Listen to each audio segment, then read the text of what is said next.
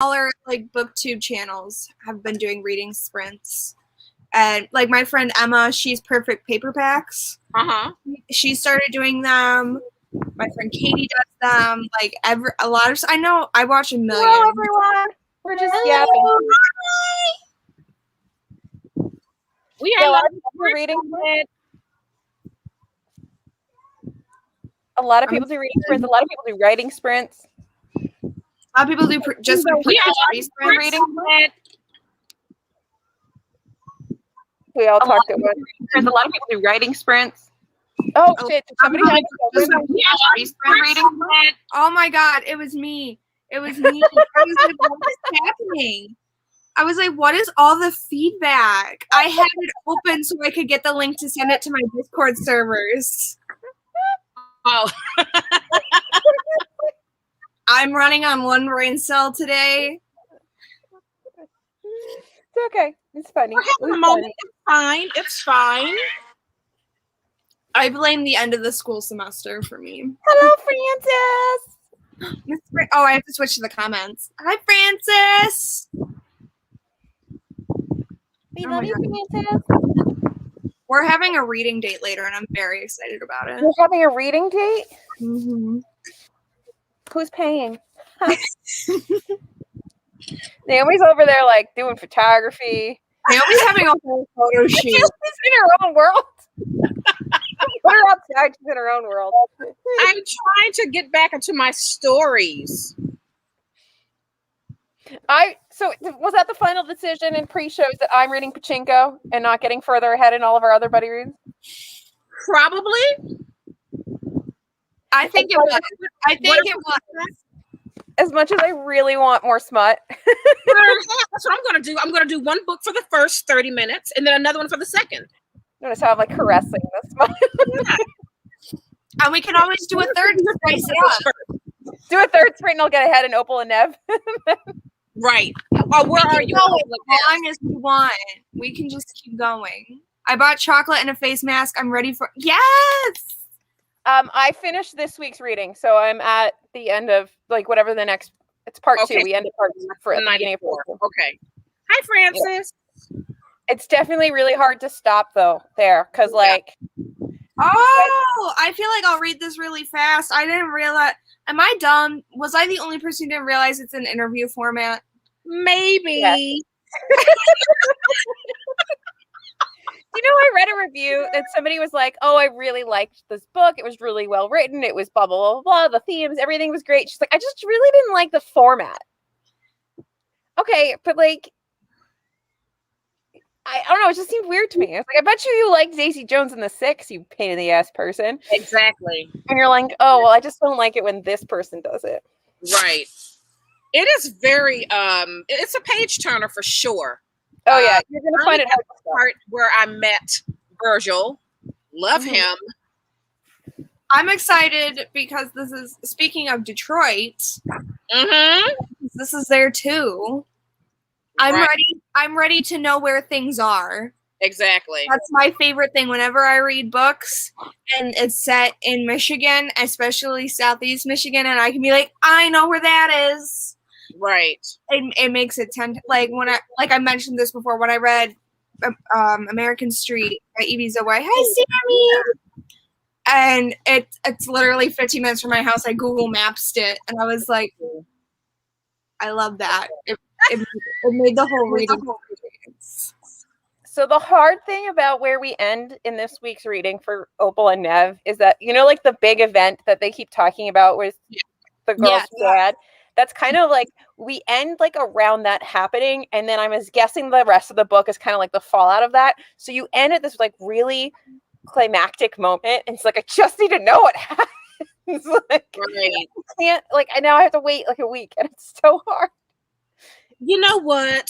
If you want to just read ahead. You just go right ahead. You can say, you know what? I followed the schedule for 2 weeks. 2 weeks. I got halfway through the schedule. Also, it's really only important for the chat. That way no one gets spoiled. Also, for anybody watching, if you want to be added to the Opal and Nev Discord, the link is in the TBR Lowdown Insta bio.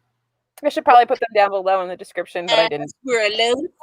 Link it in the chat since you have the almighty magic powers. Yes. I have the almighty magic powers, and I shall use them right now. As we look at my dirty ass house that needs to be power washed. Girl, I got wrong.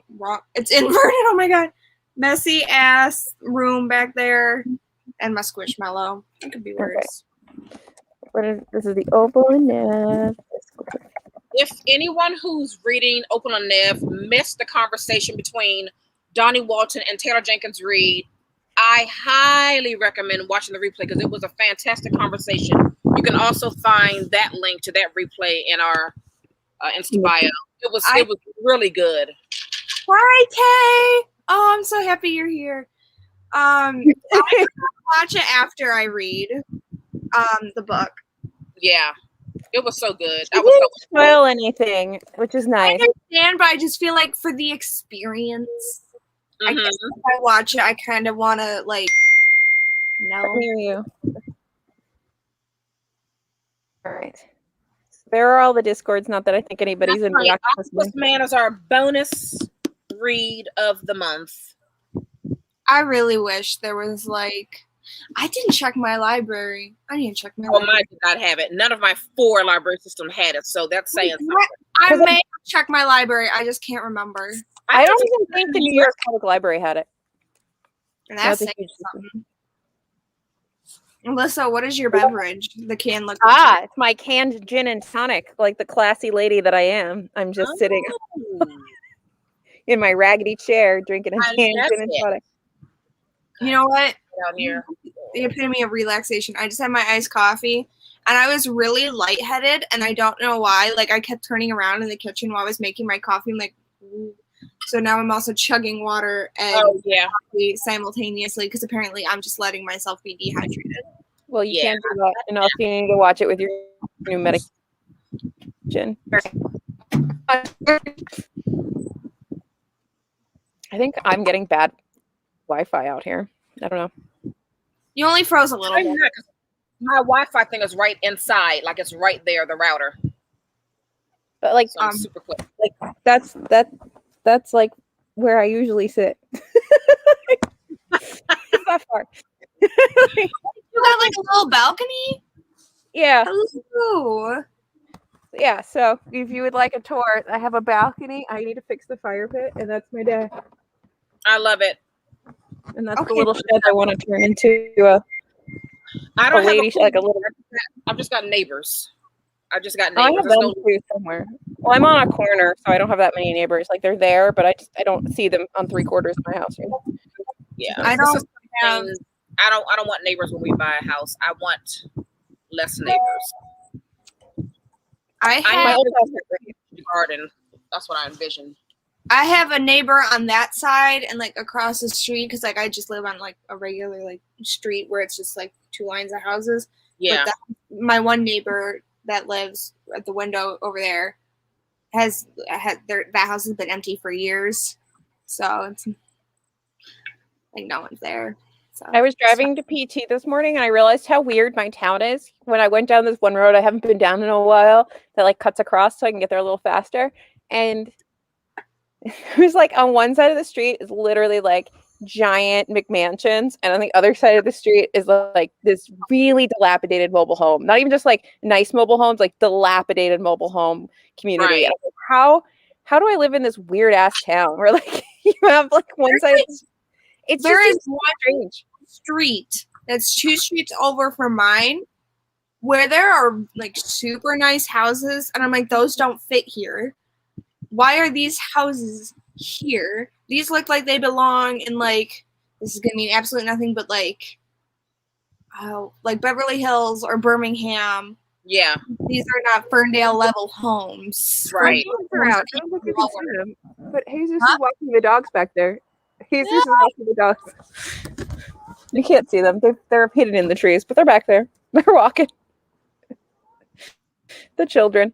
The boys. I shall have to take over after this. He's been doing everything today because I've been on lockdown with different things. I've been so busy all day. It's a good day, man. I'm just glad the weather's nice. Apparently, we are going to get rain at some point. It said 75% chance of rain. So sorry about it. Evening. So I'm happy. I didn't know where that noise came from for a second, Alyssa. I wasn't paying attention. It came from my mouth, and that's how I feel. Why do I get so many emails that are junk? I thought that was me, and I'm like, God damn it! I thought I muted everything. The doggies are gonna come by. Can you see them? I don't know. I see the ground. I can't see what you see. Can you see what I see? I think I see Jesus. I see a person walking. So if that's the dogs. That I can see him. This is quality entertainment, everyone. Just look at my trees. This is what happened. I'm having a breakdown. Okay, maybe we should read or something. Can we do a recap of what we're reading? Oh yeah, what are we decided that I'm reading Pachinko? Mm-hmm. You're reading both. Right now, this sprint I'll read Pachinko to start. And then I might go back to Smut or Opal Nev. I don't know. Would you like me to hold up Opal and Nev? I'm starting on chapter 10 for Opal and Nev, and then I'm gonna read one of these during the second half of the sprints. Probably this. I really want to read this trash. Alyssa and I are gonna have a same combo. I'm starting with Opal and Nev because I haven't yet. Oh, I'm probably gonna start with Pachinko. I don't want to say anything. So this is really gonna be my combo because this just explains my personality in books, I think. Well, now that I got an email to review the dark fantasy romance, whatever book it is, I guess that's my new brand. Welcome to the world of men who are sexy in books, but in reality, you would call the cops on them. They're safer when they're in books. Oh, that's so funny. Not Denivide versus horrible. It is pretty awful, but it's a really fun server. I can't remember when I mentioned it. It is 100% the perfect buddy read, though. It is. It is an amazing buddy read. History of the Rain. Ooh, what's that? Sammy, that's where I got the idea. I watched Mel's live, and I was like, okay, TBR Lowdown needs to read this book. What is History of the Rain, though? Yeah. I don't know. It is something, Sammy. It's a lot of something. It was something. I keep giggling, and I don't think I'm supposed to giggle, especially when they're like blatantly committing sexual assault. But I'm giggling because it's just, I think it's just so ridiculous in my mind that someone's like, "Yeah, this turns me on." Like I want to sit at home and read this. You are not allowed to read the book, Francis. No, you Francis. Are not no, allowed. Francis. No, Francis. No. I'm reading A Cuban Girl's Guide to Teen Tomorrow. Ooh, no. It's so cool. I saw that book. I don't think Francis liked it though. I've seen it, and I think Mel Reed's read it. Where are you guys at in the book? I'm assuming Opal and Nev. I'm starting it. I'm starting at chapter 10. And I'm on part 2 because I got addictively reading it. Instead of, I'm so sorry you came in at that moment. We're not turned on by that. We're just giggling at like the idea of, like a little middle-aged lady in curlers getting her jollies off. It's the ridiculousness of it all. It's just so crazy. I just love that it took me like 4 chapters to realize it was in England. I don't know when they said trousers, but it didn't with us. Kay, please. I'm also loving that you're reading Akotar. I also am excited. I get to pick one of my bookmarks. I can randomly pick a bookmark for this. Oh yeah. I'm gonna finish that soon, but it's so bad, but it's so addictive. Like it's just brain candy. It's so terrible. It's so. What ridiculous sentence is going to come out of this lady's brain next? I don't know. Like, I reached in my Meg. Oh, I like that one. I love it. She, Opal. Our little friend Roxy has rude. Our little friend Roxy has like a whole chat with her lady parts at one point and is like, calm down. You're not allowed to be aggressive to them. I read that last night. We're like, stop talking to your lady bits. I'm so here for her. I think I just.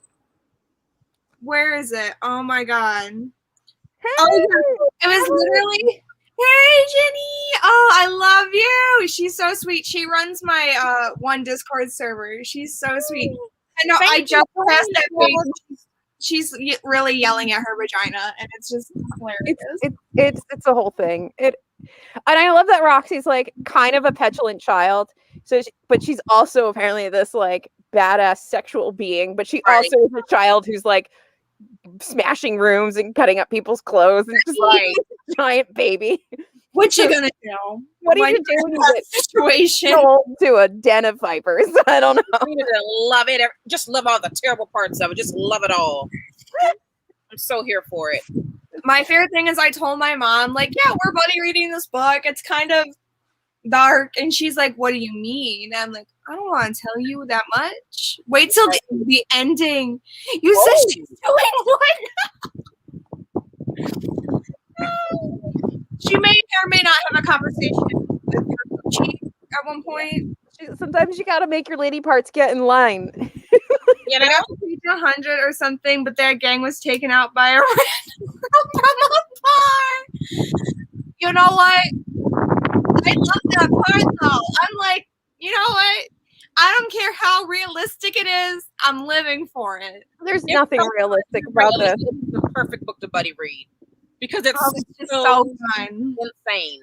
It's so wrong and ridiculous. And I just love Frances. Just like, what the fuck is this? Don't read it. Do not read it, Frances. Frances, stay away. Stay away. Our sweet baby angel cannot read this book. No. Gets kidnapped. The first idea is oh, we should. That's such a good idea. Yes, we should. First idea, destroying the room. I also, when she like cut her hand, she was just like, that's fine. And she's fine with everything, is what you learn. She does not care. She's only mad that she was kidnapped. Everything else she doesn't care about. She does not give a shit about anything else.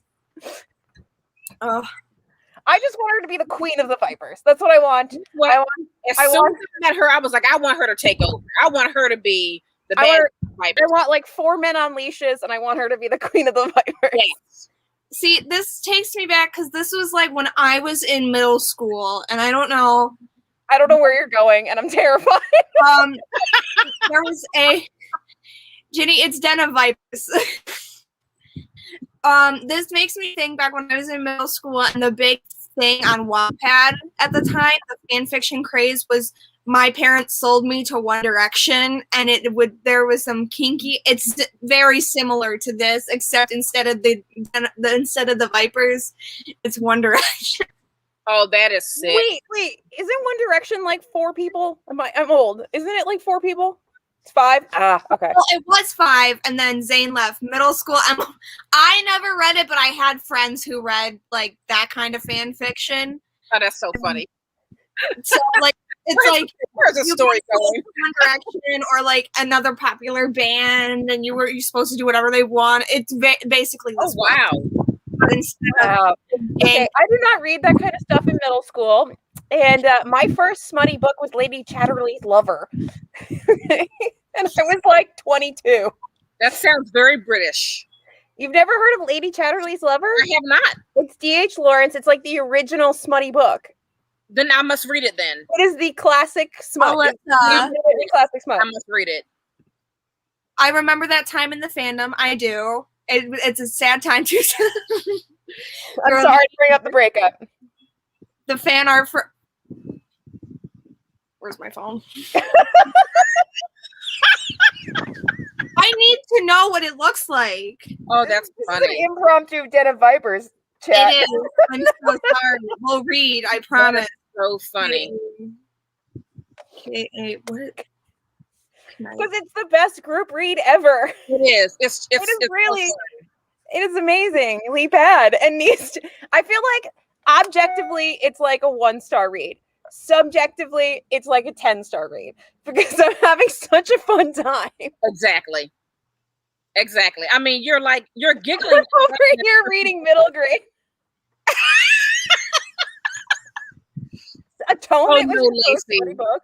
That's because you read it when you were so young. That's why. I don't even remember Atonement being like sexy. It's not, and because I just read it like 6 months ago. I barely remember. I remember the movie more, but like. Same. Guys, she has a book that just came out called Gangsters and Guns. Oh. We're gonna have to start a series that's just us reading this chick's ridiculous books. Let's do it. Nothing to do with diverse reading. This is just our brain candy. This is not diversity. You don't need the good brain candy, right? This is just smut. TBR Lowdown, just smut. I'm trying to find the channel. This is like a picture for the Gangsters and Guns book. Oh. Okay. Well, that's sending a message. Boobs. Oh, the list. Oh, so she wrote it. This is the cover for it. Is it out now? I think so. Y'all, we may be starting a trend with this thing because a side thing that's just what's our smut of the week. I'm serious. It's just too fun. It's too delicious not to get into. I'm so glad that I was so scared that one, Emma was going to be scarred, and two, Naomi was going to be like, "I'm not reading this trash." No, yeah. Okay. Here's the difference. When people try to tell me that trash is like this, like literary brilliance, and you know what I mean? Like I'm expecting that, but like going in, I knew this is smut, this is trash, and so I'm just having a good time with it. Somewhere in the interwebs, there's going to be an angry romance reader who's going to come at us for saying this is trash, but whatever. Let's do it. I was confident Naomi would hate that. No. Well, you know what? Everybody, fun. Things can always surprise us. Yeah, I know what it's like. Okay, so we're doing the Den of Vipers wrap-up thing. Maybe we can get April in it too. Oh, if we can convince April to get online and talk to us. She already read it, right? She's just rereading it with us. Yeah. It feeds the soul. Right? Chrissy, that's perfect. That's okay, so that's how I got through nursing school. So all of nursing school was just like lots of reading, constant studying, getting divorced, fun, great things for your psyche. And what I would do every night was just read Kindle Unlimited romances. Like the trashier, the shittier, the better. And I was just like, that was all of my brain. That was the only thing that would let me like detach. Right. All the stresses that were going on. Right. That's all I had. Hey, Chrissy, I hope you don't mind jumping in the middle of this. Really weird discussion about smut. We've already had people jump in at probably worse moments. Yes, like I know. Talking to our lady part. We're good people. We promise. We're good people. We are good people. Do we want to read? Oh yeah, we should probably do that on these reading sprints. Okay, let me get ready. All right. Jesus, not me thinking about reading Den of Vipers today when I was supposed to make a hard stop. This problem is that I thought you were talking about my Jesus, and I'm like, no, he left to go bring stuff to the... You know what? Everything's about my Jesus.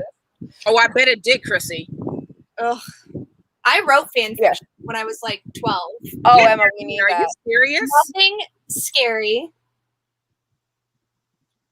Oh. Yeah, anatomy and physiology I actually enjoyed, but I'm a nerd, so. I took an anatomy class last semester, and I am an arts and humanities person. It was fun. I think I would have been a lit person if they had had audiobooks when I was in college, but I'm an old lady and they didn't really have them. And right. This is my friend Alyssa I was mentioning. She also reps for Unplugged. Oh, hello. She mentioned it, and I was like, oh my God. I love Unplugged. Yeah, you really do. I really do. I think they're just lovely people. They do a good job. They're always really, respectful and nice. And I just, I like working with good people. And I think they're always happy with the boxes. Yeah, and I most of the time I like their books. And like, if Owl Crate doesn't get their shit together, I will probably be switching to Unplugged. Heartstopper is so good. It just makes you. I was like, whenever you're depressed, read Heartstopper. It'll make you feel good. Hey, girl. Hey. Reading time. Oh yeah. Thanks for getting us on track. All right. We're not. All right. All right. Let me get my headphones out, and we'll 3, 2, 1 this. All right. Ready? 3, 2, So 1. ready.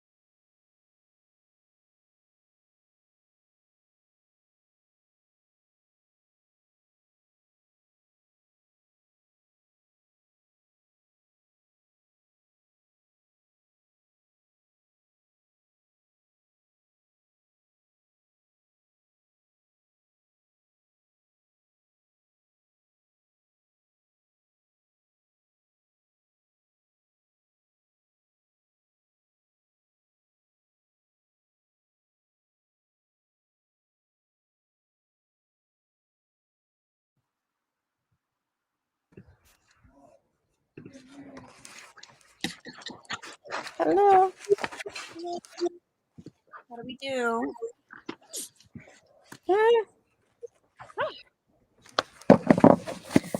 So, what were you guys reading? You were reading Opal and Nev, right?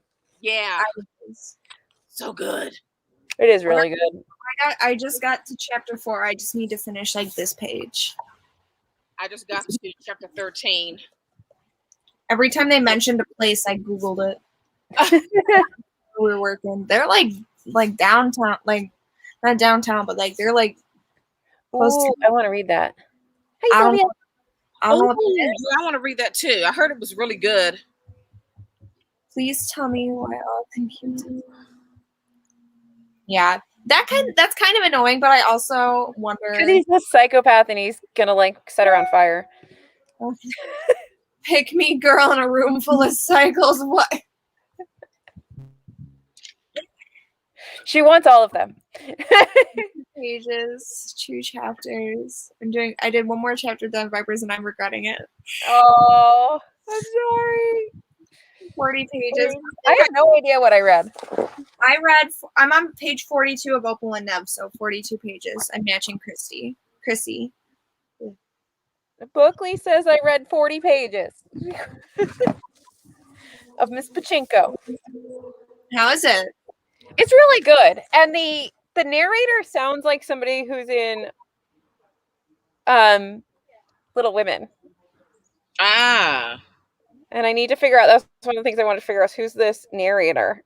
Because I don't know, if something about the voice gives me Little Women vibes, which is weird because this is nothing to do with Little Women. So my brain's just like somewhere else. Who's Allison? What's her name? Hold on. I keep hitting things and it keeps going to other things on the app. No, stop. I was kind of like that. One of the narrators for Ruin of Kings, he did a book that I listened to because I was sitting there. I was like, this voice sounds so familiar.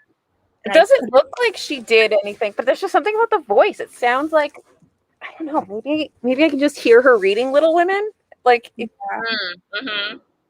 yeah, the one narrator from Ruin of Kings narrated he did books for the Shatter Me series, so I think that's where I recognize him from. Yeah, I don't remember that because it was terrible.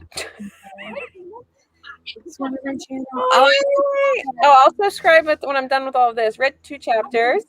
I'm using Sprints for editing. Ooh, I'm excited. You know what? I'm on YouTube on my. Where is it? Oh no, I closed it out in a panic. Yeah, because we were reverbing. It's such a nice day that everybody's out, so you're gonna hear like all my neighbors strolling around with their children. Welcome to pandemic life, where everybody's home at 3:00 on a Thursday. All right, you know what? It is not Saturday. That's right, it's Thursday. In my mind, I was thinking, oh, it's a nice Saturday afternoon. It is not the weekend yet. I need to calm down. I was kind of hoping my hand would hurt more so I could call out of work for tomorrow, but so far it doesn't hurt that much. The day is young. That's true. There's still time. I was like, let's have a 3-day weekend out of this. I'm going to be late a bunch because I have a lot of appointments in the morning before work. I'm like, Uh-oh. Oh, the window's rocking the laptop. Look at that. It's going to take off. In a minute. I was just thinking about like how dangerous it is to do reading sprints live outside. Like what if a bee stings me? Like I'm allergic to bees. Imagine that. Imagine that lovely moment live. Right? Going to anaphylaxis. You got all on the live. Yeah, I got 2 EpiPens downstairs. You would just hear me screaming for Jesus. It's fine. Literally and figuratively. Literally, yeah. Every day. Are you doing pachinko? I do like pachinko. Pachinko's good. It's a good story. It's actually a really nice story. I like Sanju. I think that she's like got some balls. But I can kind of also know that this is going to be sad. Somewhere this is going to get really sad. And Naomi's not jumping in here, so maybe I'm wrong, but I can't tell you things. I can't tell you things. Yes, you can. Tell me all the things. Add it to your book of the month. That's good. Hey, Caleb. Book mail. You got book mail. Yes. Every day is a Saturday in a pandemic. I love how Caleb brought the book mail. I wish I felt like that. Oh, holy shit! Thanks, guys. Naomi's like having a moment. Sammy is always on top of like watching people's subscribers counts, and I love it. I only notice my Instagram because I find it fascinating, like how it'll go up like 12 people and then down 9 like the next day. Like whenever like there's a nice like good steady increase, like I lose most of that by like in 48 Naomi, hours. what book mail did you get there? this is William Kent Kruger's new book that's coming out in August. I wish I love him. I don't know who that is. I don't know. He wrote This Tender Land. And then he also has this detective series. I might be going to Goodreads right now. So if y'all have not read This Tender Land, just do I remember this cover. and just get it and read it. It is fantastic. I will reread that with anyone. Miss Naomi, how many Huh? books am I supposed to read? All of them. Oh, it's historical fiction. Which one? This Tender Land? Yeah. Okay, Goodreads, do what I want you to do. Stop. Thank you. Freaking hate Goodreads sometimes. So his detective series, I bought the first 4 books from his bookstore, and I'm gonna start reading those probably next month. Ooh, this Tenderland could be a TBR Lowdown book. It's so good. It's so good. Everybody's tracking you, Alyssa. I know. I didn't know. You guys are doing better at my stuff than I am.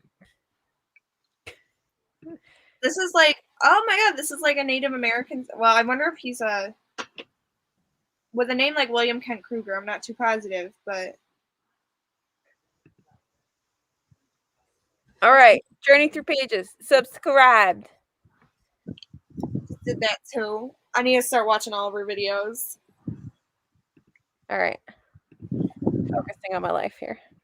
Holy moly, bajoli! Oh my gosh. Okay, thanks, guys. Operation Make the Booktube Goddess My Friend is well underway. We are now exchanging comments. Okay. I need a bookish drag queen in my life as a bestie. I just do. There are a handful of. I just feel like we'd have fun together. I'm secretly trying to get to be my friend. I need Russell from Ink and Paper Blog in my life. You do. You guys need to be friends. I love him. He seems so fantastic. I want to go to brunch with him so we can talk books. I want to go to the bookstore with him. I just want to do all the bookish things with Russell. I feel like he doesn't know that you have a book crush on him. And I think that we need to get this out there somehow. Somehow. Can you tag him in this video? Yes, I can. I can put a card right here. This guy has the best book recommendations. I just adore him.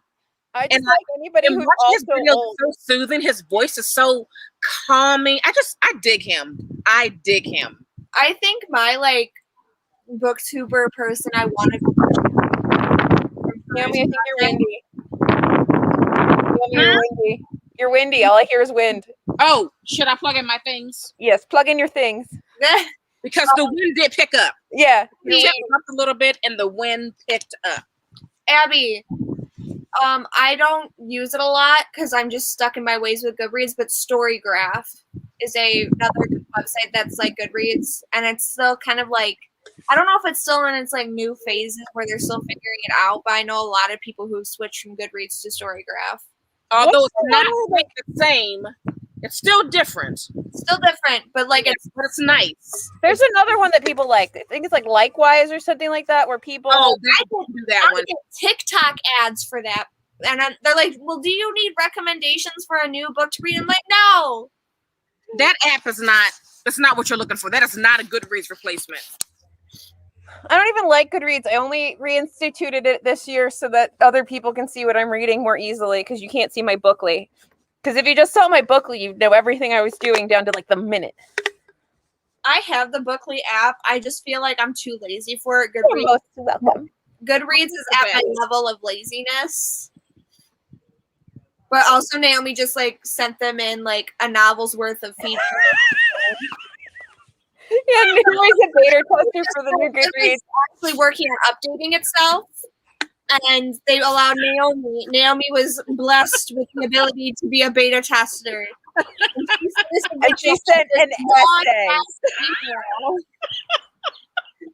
Look, I've been like noting all of my desired changes for years.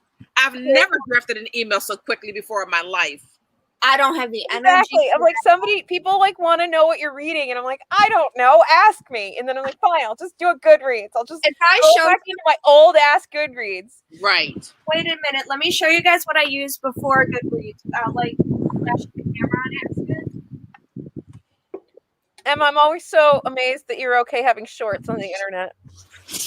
The joy of youth. I'm like, nobody look at my thighs. This was my Goodreads before, so I used to have boxes that I'd mark with the year and how many books I read, and I have little scraps of paper with the books I read. Books I read in 2015. What? I have 4 of these before I got Goodreads. See, I had a spreadsheet, Chrissy, and then I gave up on it. And I then don't know how to use spreadsheets. Bookly works for me because it's just there. It tells me to read every day at 7:30. I That's like a great app. Streak, and I'm like, I don't want to lose it. I have been reading. I want to read. I've read for a year straight. I want to read every day for 2 years straight now. It's such a good app. I have a reading journal for all of my like thoughts. It's great. Where is Emma is leg skulls. My super cute. I love the little box. BRB. Emma's legs. Thank you. I'm tiny. They're very compact. Hold on. I'm trying to find my bullet journal that's kind of like a sad bullet journal because I really don't do much with it. It was literally just here. I have 2 sad bullet journals. Don't worry. My tiny legs might make a reappearance because I can't. Oh, I like that, Caitlin. See, we don't need no Goodreads. It's not even good.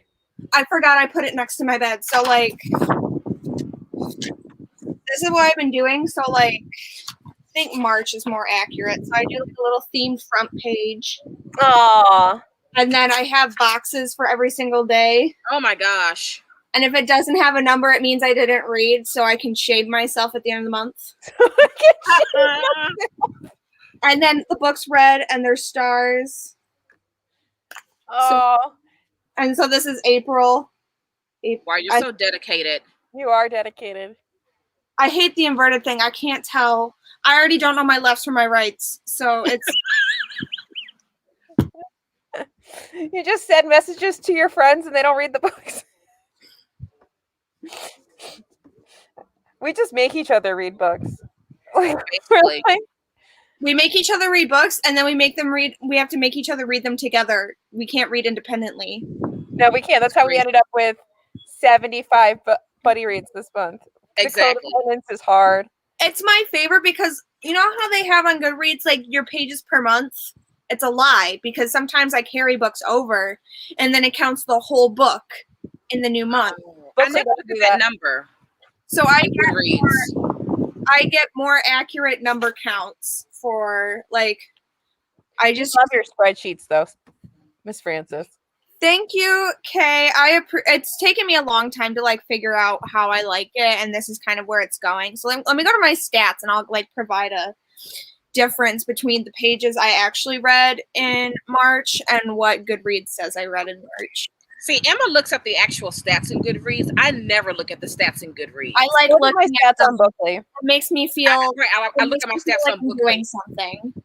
So technically, in March it says I read 2,826 pages. I actually read 400 pages less, probably because I finished. I think I carried lore over from February, and so it counted the entirety of lore. Naomi, are we ever going to read lore? I think you should. Well, no, we're trying to get it. I put it on hold at the library, like at the beginning of March. At 2 libraries. Alexandra, I love it. I do this to Hayden. That's everything. He doesn't want to hear it. He's just like, all right. Also, if you hear random Spanish, she's on the deck. talking to his Your friends. random Spanish. He's on the deck talking to his friends. Wait, Lacey, you say Laura with the crying face. Does that mean did she like it? Did she read it? No, she read it. She wants us to read it, but I'm waiting for Naomi. Wait, did Lacey like it? Lacey didn't read it. I think Lacey's also waiting for Naomi to get it from her told library home. Lacey, I was like, don't feel. I was about to say, because if Lacey liked it and I liked it, I think that's a win. Because if we ever find a book that we both like, I feel like that's like. Read Wicked Fox because there's a chance because she likes it now. I refuse to read that book. It does not sound good to me. I've seen so many bad reviews. It's a book that I have no. I think it gets bad reviews because people were expecting something else. It's like literally like the main character's obsessed with K-drama. So if you go into it understanding that it's gonna be like that kind of melodrama, then you're gonna like it. Like you have a better shot of liking it, I think. Maybe one day, but for right now, I'm okay. I promise I'll take 30 minutes.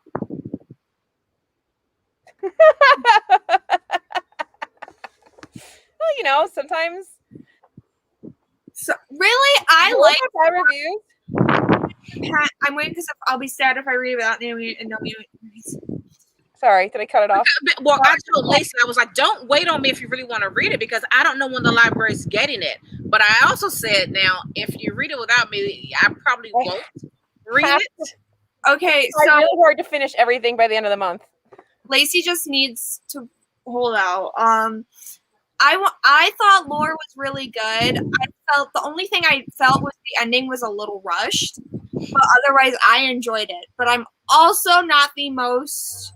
I'm trying, Francis. Guys, what did I say? My strategy is the Joe Abercrombie book we've been yelling at.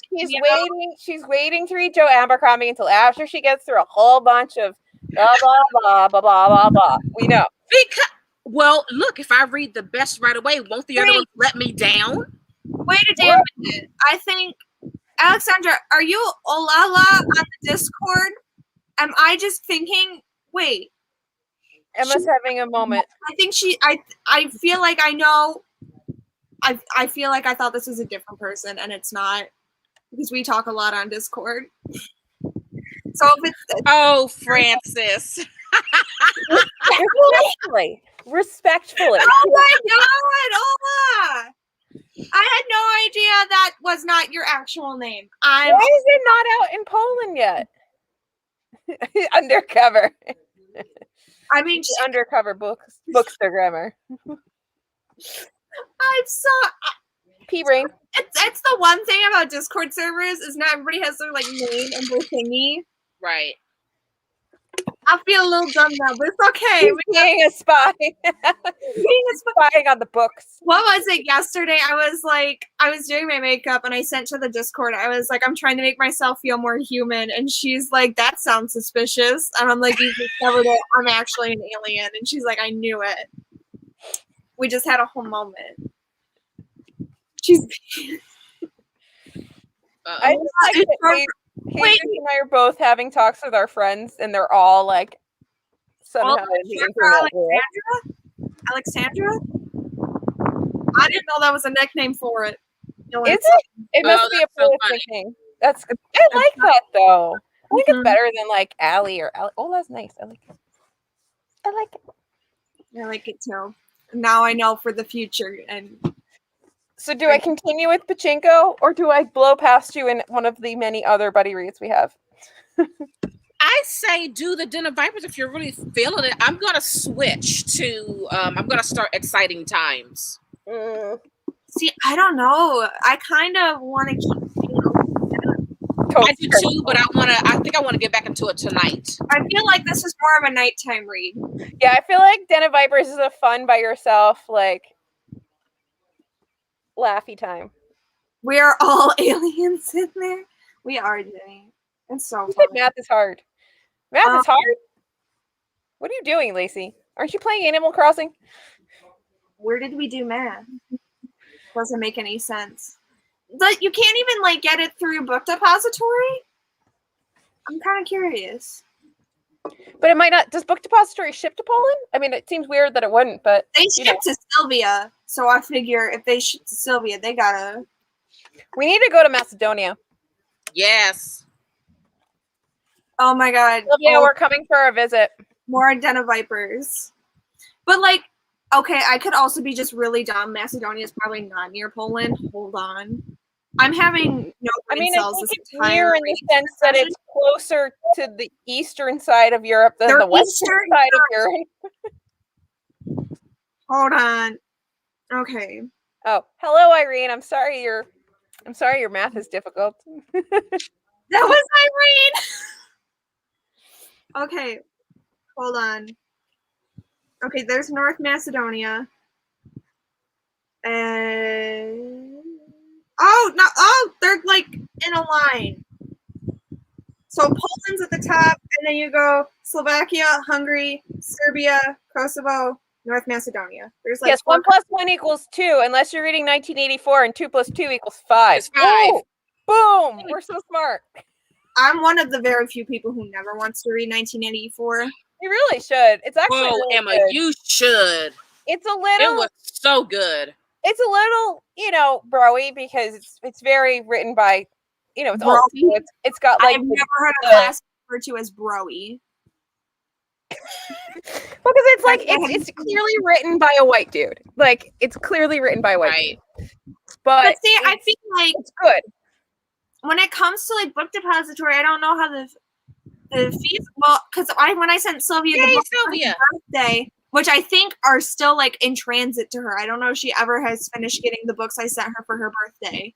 Sylvia? Oh, really? Yeah. Well, yeah. Sorry. I don't know. I remember she got like 2 of them, and I'm like, wait, there's more.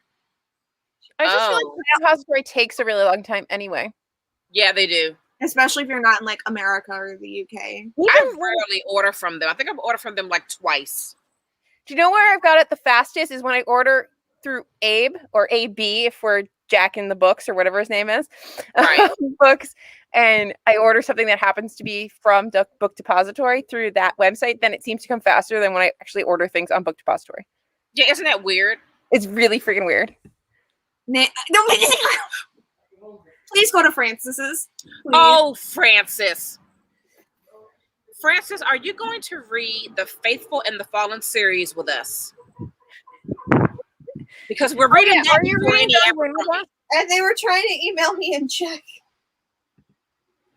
Oh, I still want Rule of Wolves, but I want to go to Barnes & Noble and see if they have it signed, because I think I have King of Scars signed, and I haven't read it yet. I want the book signed. Books to Door is really quick. I've never heard of that. I don't speak Books to Door. The only thing I'll be buying from. I don't speak Czech either. I don't think I do either. Book Depository. Okay, let's speak English. Is I have the. Hold on. I buy like UK covers when I feel like carrying. The Faithful and the Fallen. It's the John Gwynne one. The Malice. It's very chunky. No, so Faithful these are and the Fallen. I'm going to send it to you, Francis. These are the UK covers for like The Witcher and the Rebel of the Sand series. These are the prettiest covers ever. Oh, those are nice. And the American versions are nasty. So they're really ugly. The Witcher ones are like the red ones, and these have like real people on them. Like, no, look how shiny and pretty this one is. Why would I get different ones? So those are my only like book depository books. Grishaverse is yes, I believe it's a sequel to King of Scars. I'm on that journey, the Grishaverse journey, Ola. I'm on the second book, and I'm really behind in that buddy read already. Maddie, I think, has surpassed me. I sent the first and the Faithful and the Fallen. It's right here, Miss Francis. Thank you. My brain just like stopped working for a hot second. Yeah, that's Polish. I totally forgot about that. It is Polish, yeah. Andrzej Sapkowski. I can't say it. I think it's Andrzej Sapkowski. I think the Z is kind of silent. I used to have this patient when I worked outpatient that was Polish. And now you can see my dogs. Here's my old boy. You see him over there limping around the deck? No. You can't see him? No. Looking through the slats is hard. Also, you have outlets outside? Yes. They make outlets outside. One of the things that my friend remembers from my college is that we were talking because we have this group chat between my two girlfriends, and 2 of us went to college together, 1 of us didn't, but she remembers visiting Franklin and Marshall and going, and all she remembers is that we had outlets by the trees. like on the quads and stuff, so you could sit outside and like do work and stuff. She's like, did you ever actually use those? I was like, no, I don't remember ever being studious in college. I do not remember ever sitting outside by a tree and doing work. I don't know if I went outside. Like, I think it was just like in the basement of a frat house, like the entire time I was in college. That's funny. Or in the stacks in the library because I was afraid to do I had been in a frat house once. Never. It just smells awful. No, I want to. The audiobook, fun fact, is 50 hours long. I own several copies of Les Mis. Seen the musical several times. I have one. What does the UK cover look like? What does it look like? I don't know. Of course, Lacey's read Les Mis. Francis, we can resurrect that buddy read. I'm always down. I need to go back to the first book. RZ is a different sound, and W is pronounced more like a V. But other than that, great. Oh. I had this Polish patient, and all he could really be is say like good to me, and he was such a nice fan, and I had one tech that worked with me that was Polish, and so she would translate for us. But like he was just the nicest fan. We'd have these like weird ass conversations. And so, like, one day he was really like we were trying to communicate, and it was just so poor. But one day he was really, really, really sick, and I had to like pull out Google Translate, and we were literally like I was typing out things and sending it to him, like showing it to him on Google Translate. It was the only way we could communicate. And I realized that's really the regular cover. Polish. Oh, this is the regular one. Cover. Yeah, that's the regular cover. No, it's the UK cover. Oh, what? I feel like I would prefer. This is the US cover. Oh, is that true? Have you guys never finished a buddy read together? I don't know. What have we buddy read? Well, that says it all right there. I don't think we've ever had like a one-on-one buddy read. Maybe like a buddy read with me because I finished the books before everybody else. I'm a horrible person. I'll be right back. I think Emma and I buddy read well together. Like we're doing really good with I'm trying to be nice to Emma. Assassin series, which is She's so been good. very nice to me for Ruin Kings. I let her down for this close to okay. Emma, Dre, and I are the worst buddy readers. No, Emma and I we're on book 2. There was only one buddy read where I didn't finish it, but you did, and that was the Romanovs. The only Polish word that people usually teach others is not nice. I love that. I don't know what word to be, but you know what? Amazing. I'm a terrible buddy reader too. You are not. I think we're doing our series. It depends on how fast you both read. I also depends on what school stuff I have going on. True. But I also, like, right now, I'm buddy reading this with you guys. I'm buddy reading this for the club. I'm buddy reading this with my friend Sarah. I have Ruin of Kings with Alyssa. All going on right now. I have Black Sun, but I'm not touching it for a hot second. Right. Lacey, that is so true. I have this with Literary Penguins group. They're doing it this weekend. That's their language. You learn the curse exactly. Francis, I'm not talking about you and Dre. Did you guys even start or finish Kings of Paradise? Who is it by Sammy Malice? It's John Gwynn. Hola. So John and then GWYNNE. I went out on the deck to say hi to the dogs, and they were chasing me around because they saw me, and then I went back on the deck, and then Hemi went sliding across the deck and slid into my ankle and smashed into like my ankle bone, and it hurt so bad. Like, ow! It was like he's never seen me in his life. Oh, the boys, they love mama. Chrissy, at this point, what did I miss? We were talking about buddy reads and how we kind of struggle with them, but I was also listing off all the buddy reads I have going on right now.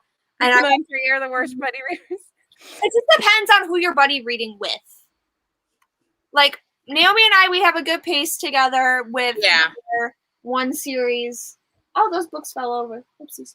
And then Alyssa, I only know bad words in Spanish because that's all anybody ever taught me. And how to order a beer. My buddy read well with no one. Well, no, you read well with me, Lacey, because I have the same MO. I think it's easier, like, slowing up or speeding up your pacing of a buddy read if you have a whole lot of other books going on at the same time. Like when Emma's not ready, I'll just switch to something else. You know? Wait. I think it's hard with certain books to like obviously I was awful with he really hurt me. It's bad with the Crave books because I'm so obsessed with them. Oh yeah. So like I just need to finish them. Okay, I'm gonna probably. I have a reading date tonight with Frances, and I'm probably starting this for the Literary Penguin group I'm in. She's on. You're a Literary Penguin. That's her username. She's the one. I like it. Oh, the lady with the breast cancer. Yeah. Yes. Okay. And her real name though. What's her real name? Now you're making me double check. She's super nice. She is. I love her, and I got into this, and I totally messed up the book. You know, we're on the same. You see the Discord. That's not including the ones I have on the side.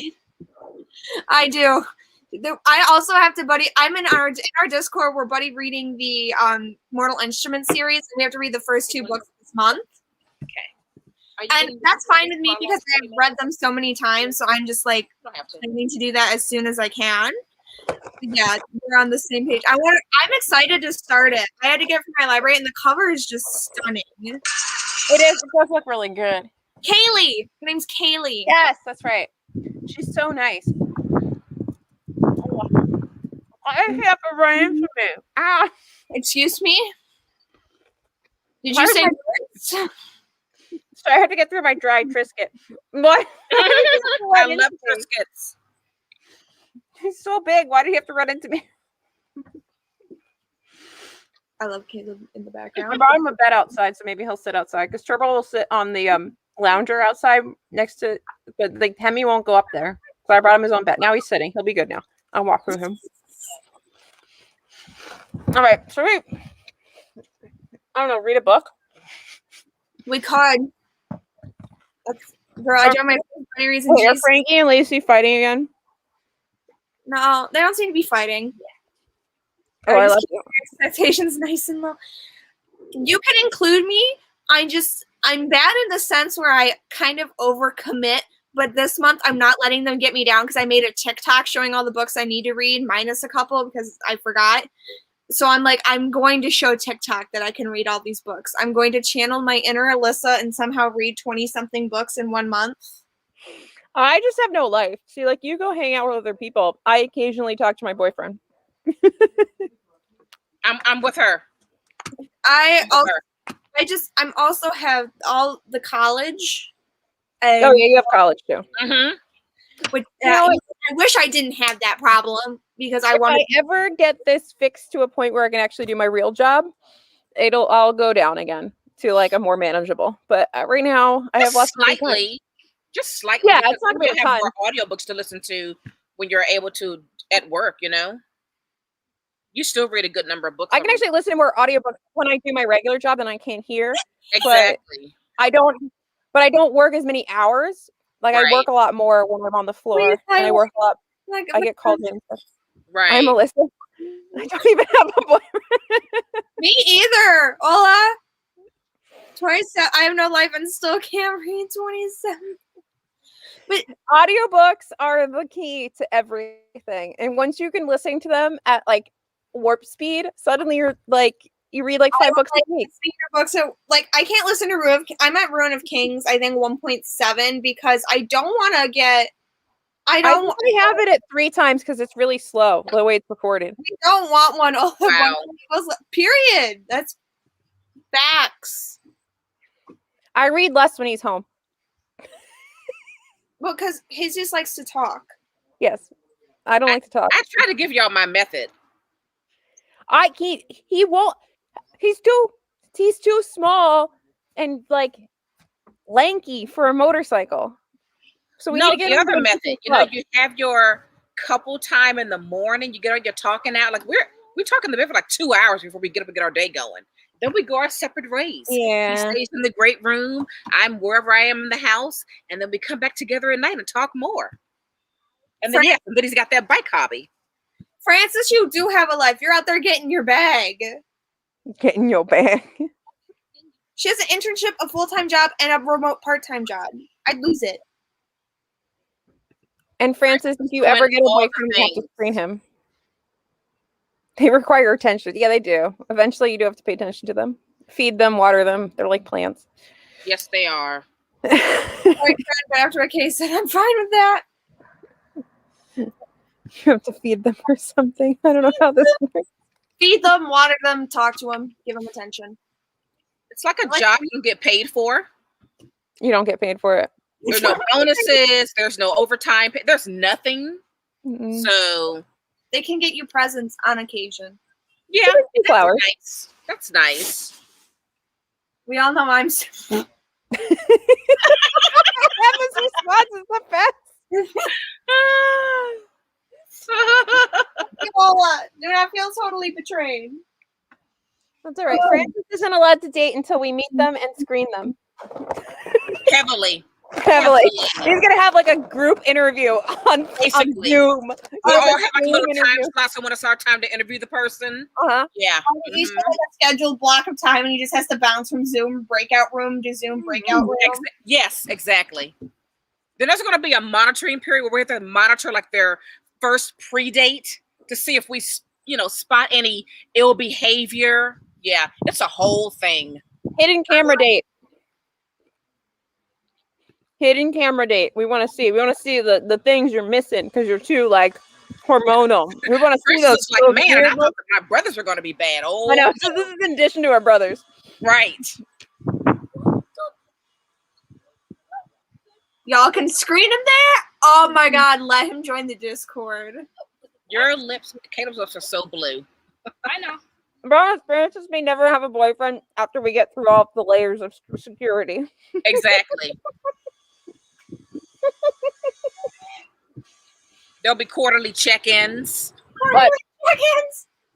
If he gets through, he's golden. Right. I mean, as long as they know, like, it's like an extended test. It doesn't really end until we feel like... Until we tell you it's over. Yeah. You'll never know when we're watching you. You never know. Where is he going? I used to have friends. Okay. I've had a couple first dates where my friends have gone on the first dates and have gone with like their families to my first dates and sat a couple tables over so that like they could get me out of dates. Yeah. Oh, I love that. That's better than mine did get through security. I forgot. Why not? You're beautiful. Shut up. Oh, Francis, you're gorgeous. And you have such a sweet personality. That's all right. My ex-husband got through security and, that was great. His name was Carl. You should have known from the beginning. Emma's never gonna let that go, ever. Emma, I didn't know you then, so nobody got to tell me that you should ever date a man named Carl. Okay? Let alone marry him. I didn't know you were a fetus. Lessons learned.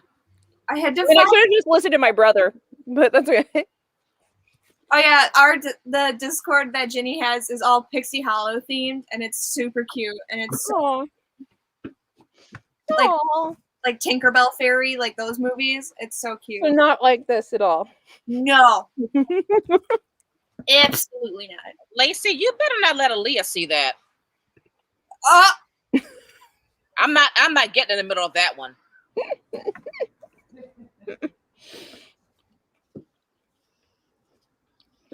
Yeah, fictional boyfriends are better.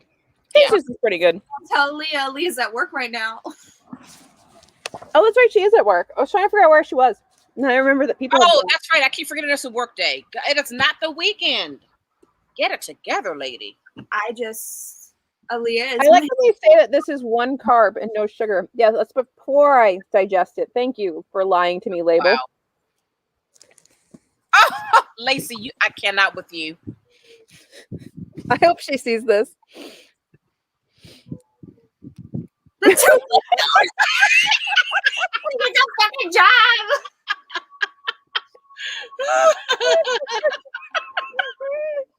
Period. Although I'm in a similar situation. Sometimes you're better being apart. Not that I'm friends with my ex. No, right. You should never be friends with that Carl or probably any future Carl. He had a family of Carls. They were all named Carl. He wanted to name any children we had Carl. I was like, no, absolutely not. There will be no more Carls. Wait, I just have was it with a K or a C? C. Okay, so that just makes it like with a The K. original one was a K, I think, and then eventually they became C's. Okay. The first one wasn't named Carl, though. The first one was named Harold and changed his name to Carl. Why? Oh, that was a mistake. Francis, please hurry. How loud do you watch TV? She will watch TV all the time, though. But Right. she'll do it at a reasonable volume. I thought someone was getting murdered in Lacey's house when she was sending us those It was videos. crazy last night. That sound was unreal. Unreal. Is Emma okay? I have a Twitter group chat with Andrew and my best friend Lauren, and sometimes they send questionable tweets, and I just read something from it, and I'm afraid to open it up. Oh. I just love seeing Caleb dancing behind you every so often. I saw him climbing. I'm like, where he going? Yes. Living his best life. Thank you, Ariana Grande. Thank you, next. We love art in this household. Even if it's just learning not to date Carls. See, now we all know. Don't date a Carl. That's it. I don't date Carls. I won't date another Vinny. I had to go through like 3 Vinnies to get Why there. did you date someone? Why do you date people with weird names? How is Vinny a weird name? I live in an Italian town. There's like everybody here's name is like Vinny, John, Mark. Okay, but John's like basic. Michael. Do you know how many Michaels there are? Vinny's Frank. Do you know how many Franks there are? Oh my gosh. I have an uncle named Frank, but his actual name is Francis. Yes, Lacey will train you to be a buddy reader. I have the tiger in my head right now. Like I have Nathan, Matthew, Tim, and Andrew. C. Carl, not K. Carl. I think I went through like the whole Bible in those names. That's what You know I what? You know what I was thinking about the other day? How weird would it be if my ex-husband was lurking on all of these? I had not thought about that. And it would be really funny if he came into the chat right now and been like, I am. I forget sometimes at the internet. That would be crazy. I forget sometimes that literally anybody can see anything. And I'm like, wait, Right. Franks aren't too bad. My Frank is kind of annoying. My grandpa was about his the name same. was Frank, but we called him pretty Frank. good. No Carl. No Caesar case. Things we're learning in this group chat. Den of Vipers is trash but fun. Don't date Carls. With a T or a K. Yeah, no Carls. Carls are out. Is the Italian name for like every boy? Yeah. Remember Jose? Yeah. That's a common name. Well, that's like also with Francis. Her brothers are all Francisco. Right. And My ex's family, like everybody was Fernando or Fernando. Like there were like a million of them.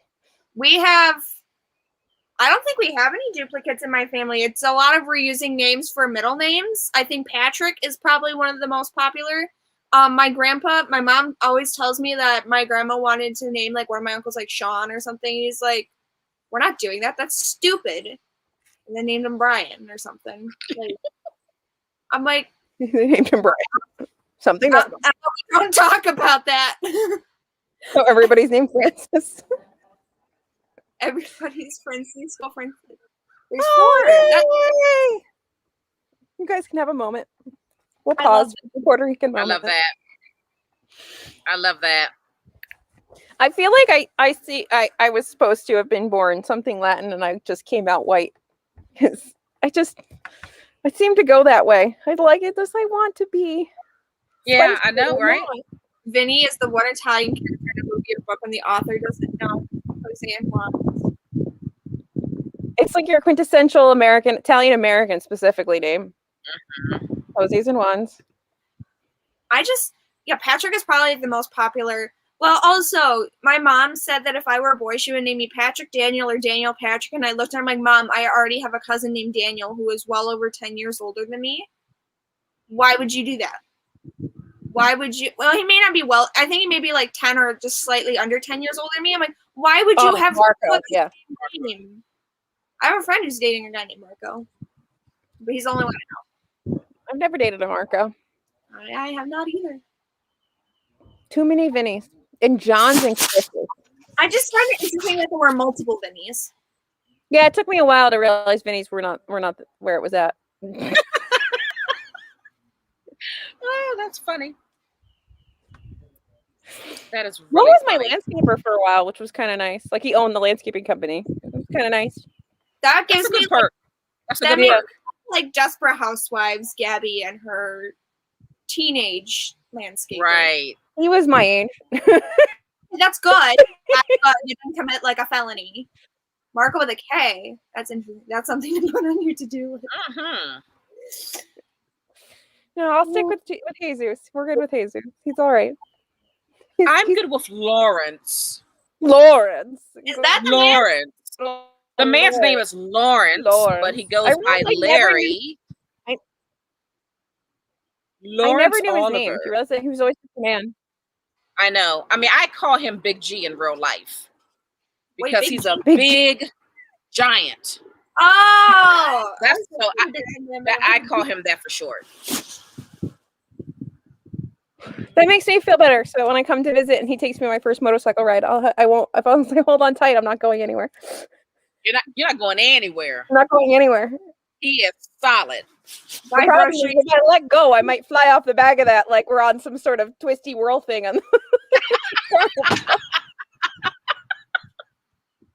The good thing about Harleys are they're so comfortable to ride on as a passenger. Super comfy. So the closest it'll be a good time.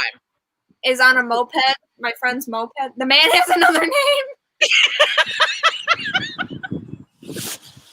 He has several names. Like my family calls him something else. Caleb calls him Big Papa. Aww. Yeah. My family calls him Lair Bear. Lair Bear. Oh my god. They call him Lair Bear. She and her husband, she calls him like hubby or like something, whatever she calls him. My little cousins call my uncle. What?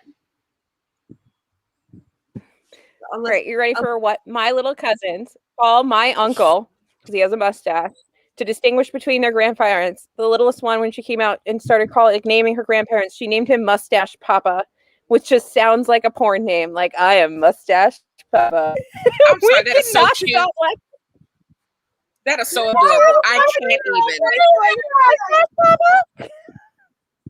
That is so adorable. My cousin has a daughter, and when my dad was still alive, she called him Papa Kurt, even though he was like technically, I think, her great uncle. Yeah. And she still like, whenever I see her, she'll still like bring him up, and I'll just share this interaction with the group because I feel like this is funny. One time, the last time she was here, she's like, "I'm staying in Papa Kurt's room," because like he had the side room was his, and my mom, that's the whole thing. And I was like, "Oh, that's cool." And she's like, "He died."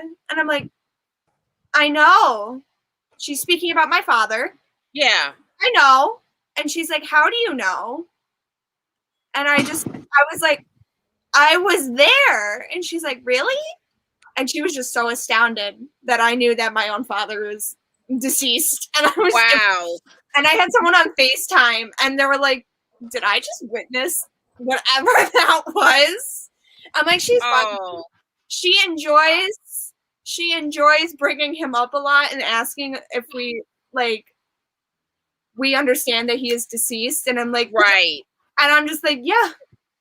And or she'll just you know what's funny? Caleb used to call my stepdad Papa Kurt, and he died about almost 2 years ago. My stepdad's name was Curtis. C or a K? C. Oh, okay. My dad was Kurt with a K. Yeah. Crazy. I know, right? Spooky. Yes, Francis. He will be very annoyed. I'm already thinking. I just feel like a gaggle of all the women in the house.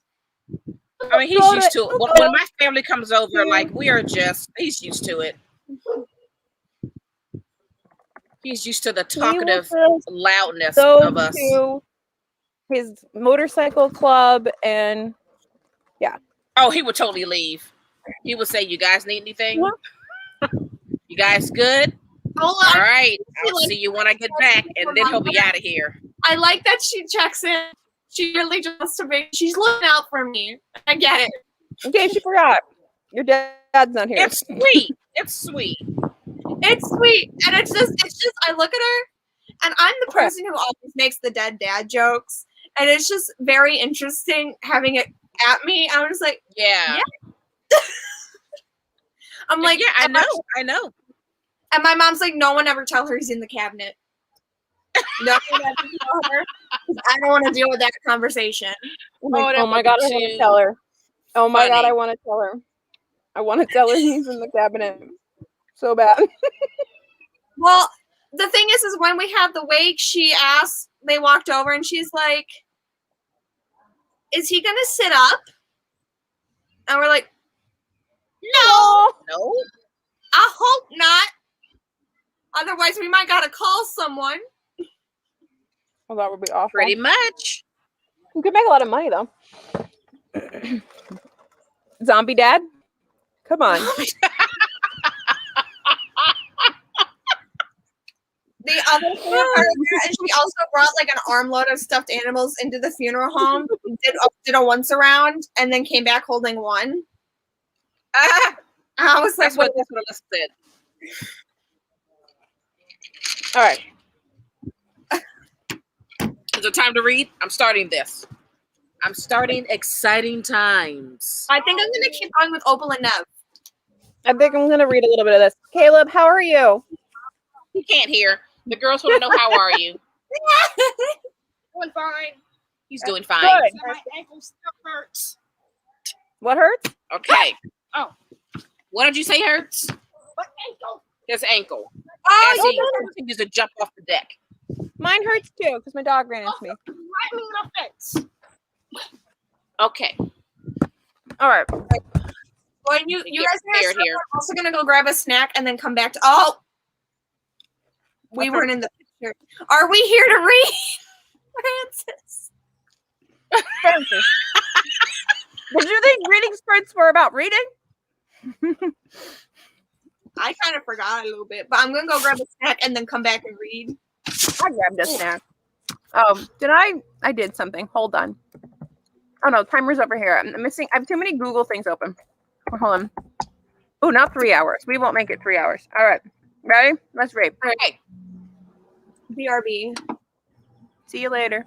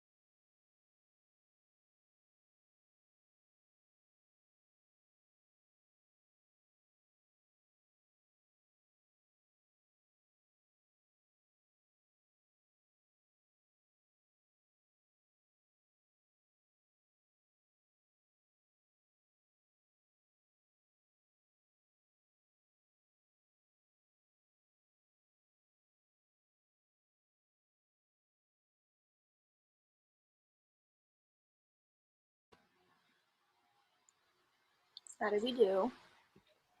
I don't know. I read like a chapter. But I got mail, and Jesus brought me pizza and cheese, snack, and What mail. mail did we get? I thought I canceled this box, but apparently I didn't. What? Spearcraft book box? Uh-huh. Can you make the screen bigger so I can? No. Oh, okay. Yes, I can. Oh, I can't. Is it like a Disney thing that looks like a tiny Snow White? It does kind of. Let's see. What? I thought I canceled it, but I guess I didn't. I guess I just paused it. And then they emailed me and they were like, hey, so we processed your next 3 boxes. I'm like, what do you mean you processed my next 3 boxes? And then they wouldn't cancel it. So now I have a box. Oh, okay. It's the March one. It's only like April. And it's Frozen themed. Oh. So it must be some sort of Disney something. I don't know. We've got Pear and Freesia wax warmers.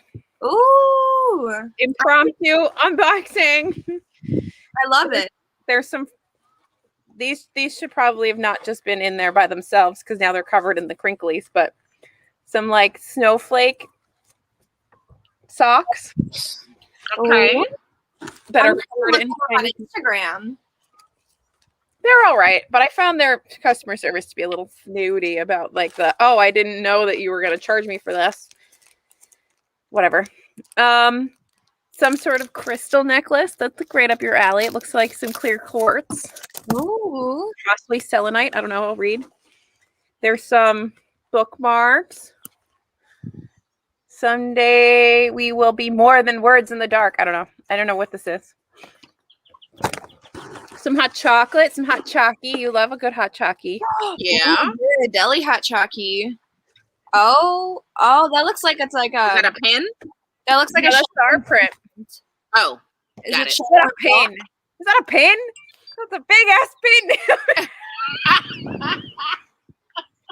Bookworm problem number Everyone 17. pretend I didn't say that. Bookworm problem. Let's pretend I didn't say a lot of things. Bookworm problem number 17. I assume I'll die when my stack of unread books falls on top of me. That's cute. I like that. Is it like a magnet or a coaster? It's a magnet. I like warm hugs. It's a little Olaf sticker. I feel like I can send that to you. All my stickers are becoming things for you guys. Oh, right in the mail. I want to read that. I want to read it. That's good. Oh, you know about that book? I know about it. 17-year-old Valeria is one of the only survivors of the freeze, a dark magical hold not mountain unleashes on her village. Everyone, including her family, is trapped in an unbreakable ice shield.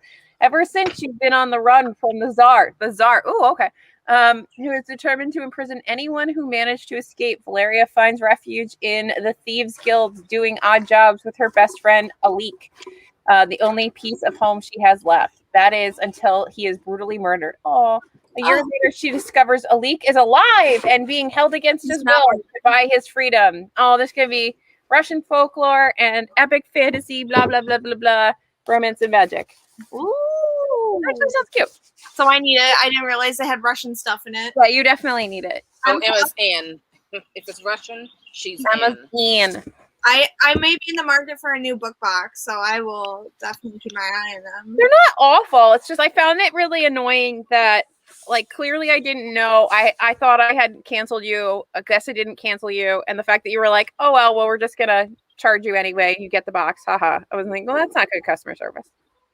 Oh, my God. Owl Crate finally made their statement. Oh, good. On that tyranny book on that? Or No. No. Oh.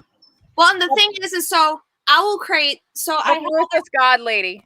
I have these pins, and they're from Icy Designs, which is created by Hafsa Faisal. She wrote the Flame. Yeah. And she's one of the authors that Emily Duncan attacked. Yeah. So it was really interesting. I wanted to see what Owl Crate wanted to say. So if I may read. Oh. Wait, before you read. Oh, that's so pretty. I like that. That's cute. Oh, that's nice. Yeah, that's cute. Anyway, continue. Read your tea. Go. Hi, Owl Crate community. It's come to light that an author who we've supported recently and in the past, Emily Duncan, has had a history of bullying, harassment, and racism towards the other authors and members of the book community. One such author is someone who is very dear to the Owl Crate team, which is Hafsa. And we are unaware of this before Tuesday, and we are very disheartened about it. We want to make it clear that Owl Crate does not condone this behavior. Bullying, harassment, and racism of any kind is never okay. We stand in full support of the people who have been coming forward about the harm that was done.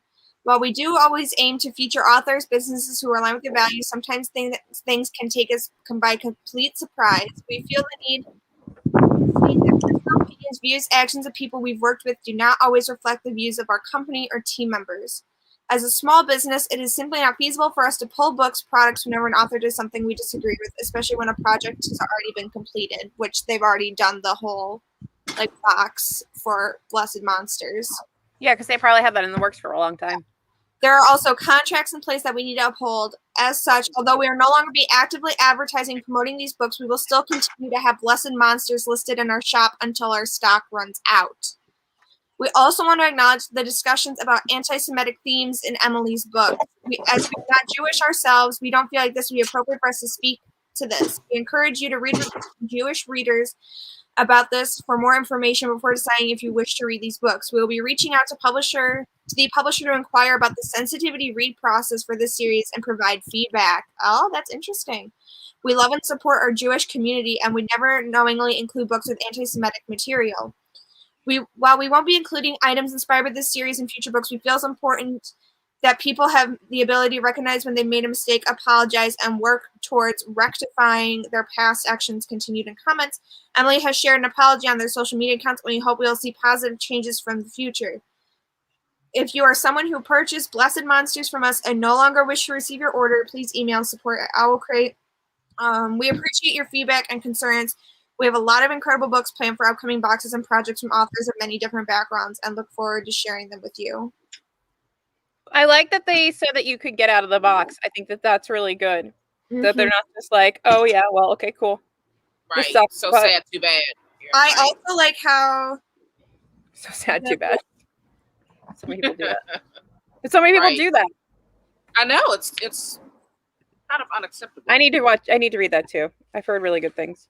I also like how they address saying, like, if you want to read these but you want to know about the anti-Semitic tropes, that it's not our job. Like, we can't explain that. Provide any Jewish author expert. Like, we love Jewish authors. They said they don't support the themes or whatever. We're not Jewish ourselves. We encourage. They said read from Jewish readers about like what they think about the books before you read them if you are concerned about the anti-Semitic themes in the book. But I figured that they took a while because they had like contracts and legal stuff to handle. Yeah, they probably can't just come out with a statement. I think that's sometimes what we have to remember when these things go down, is that oftentimes people have legal stuff in the background that prevents them from just like gut reaction saying something sometimes. Right. Yeah. I am reading like some of the replies, and somebody's like, hi, as a Jewish person, like, what are you going to do to prevent this from happening? So that'll be interesting. I like that they're reaching out to the publisher, though. Caleb is having a whole party by himself back there. He is. I heard something else. Thanks. Sorry. It's okay. I was reading, and I got tongue-tied a lot. But I think that's a good statement. I can't accept, like, everything, but now I feel like I was walking the dog. So basically, Jenny, Owl Crate finally released a statement, and they said, like, to sum up, we don't stand for it. The only reason we'll have it, like, stocked, we're not promoting it. We won't do anything else for it, but we have to keep it stocked till we run out. Or they'll probably end up taking it down if they never sell out or whatever. Well, typically, they don't have to keep it stocked. Unless they're contractually obligated to. Yeah, and I think don't know what that contractual obligation is, but they could just take it down and take the hit. Mm-hmm. They can take the L for it. But it really depends on, I guess, the legal stuff. Yeah, we don't know what that looks like. None of us know what that looks like. So a lot of it, and I really enjoyed that I really like that they said, if you don't want your box, let us know. That's the part I like. I hope a lot of people actually say no, because that'll send a message. Exactly. Because even if they are contractually obligated to keep these things in their shop for some period of time, because I think whenever any bookseller has anything in their shop, there's a period of time in which they are there to be sold and then they get returned. That's how like Book Outlet functions, is they get all those returned things. But if people don't take their box, that's going to be the thing that says, no, we don't agree with this. Right. I feel like there'll be a lot of people who don't. And I know Fate Crate did something similar where they're donating the money from, because I think they did I don't know if they did a dedicated Blessed Monsters box, but they did something that was like, here it is. I don't understand how this series managed to go this far, because the first one wasn't even that good. They just had, I will say, like, Wednesday Books does their design team is phenomenal at making covers. They make some of the best covers I think that are out there, and that's the only thing I really see going for that book. Oh, was that under Wednesday Books? Yeah. I don't know. I heard it was bad from the beginning, and I just got it in the bargain section, so I don't even think she got like money from my purchase anyway. I don't know how that works. But okay, so I got mine at Book Outlet or something. You know, before Book Outlet was bad. Yeah. So Fate Crate, that happened. Fate Crate created Blessed Monsters Hangover Recovery Kit for it. So they do like book hangover recovery kits. But doesn't seem like a book that should get a hangover recovery kit. It's the ending of a trilogy, so maybe that's kind of what they were doing. But it's not even a good trilogy. Okay, sorry, it's not your fault. You're not Fate Crate. I don't need to fight with you. You're not Fate Crate. It's like fantasy Russia, fantasy Poland war. She uses blood libel as like one of her main plot points, and she acknowledged in her apology that she knew it was an anti-Semitic like plot line. And she's like, I guess I didn't handle it well. And was just kind of like, eh. And I'm like, it doesn't make it better. Yeah. I'm just happy Owl Crate finally like came out and said something, because they were making me very nervous. I don't think you get away with things if you say like, I kind of knew it was bad, but I still did it anyway. That doesn't get you out of it.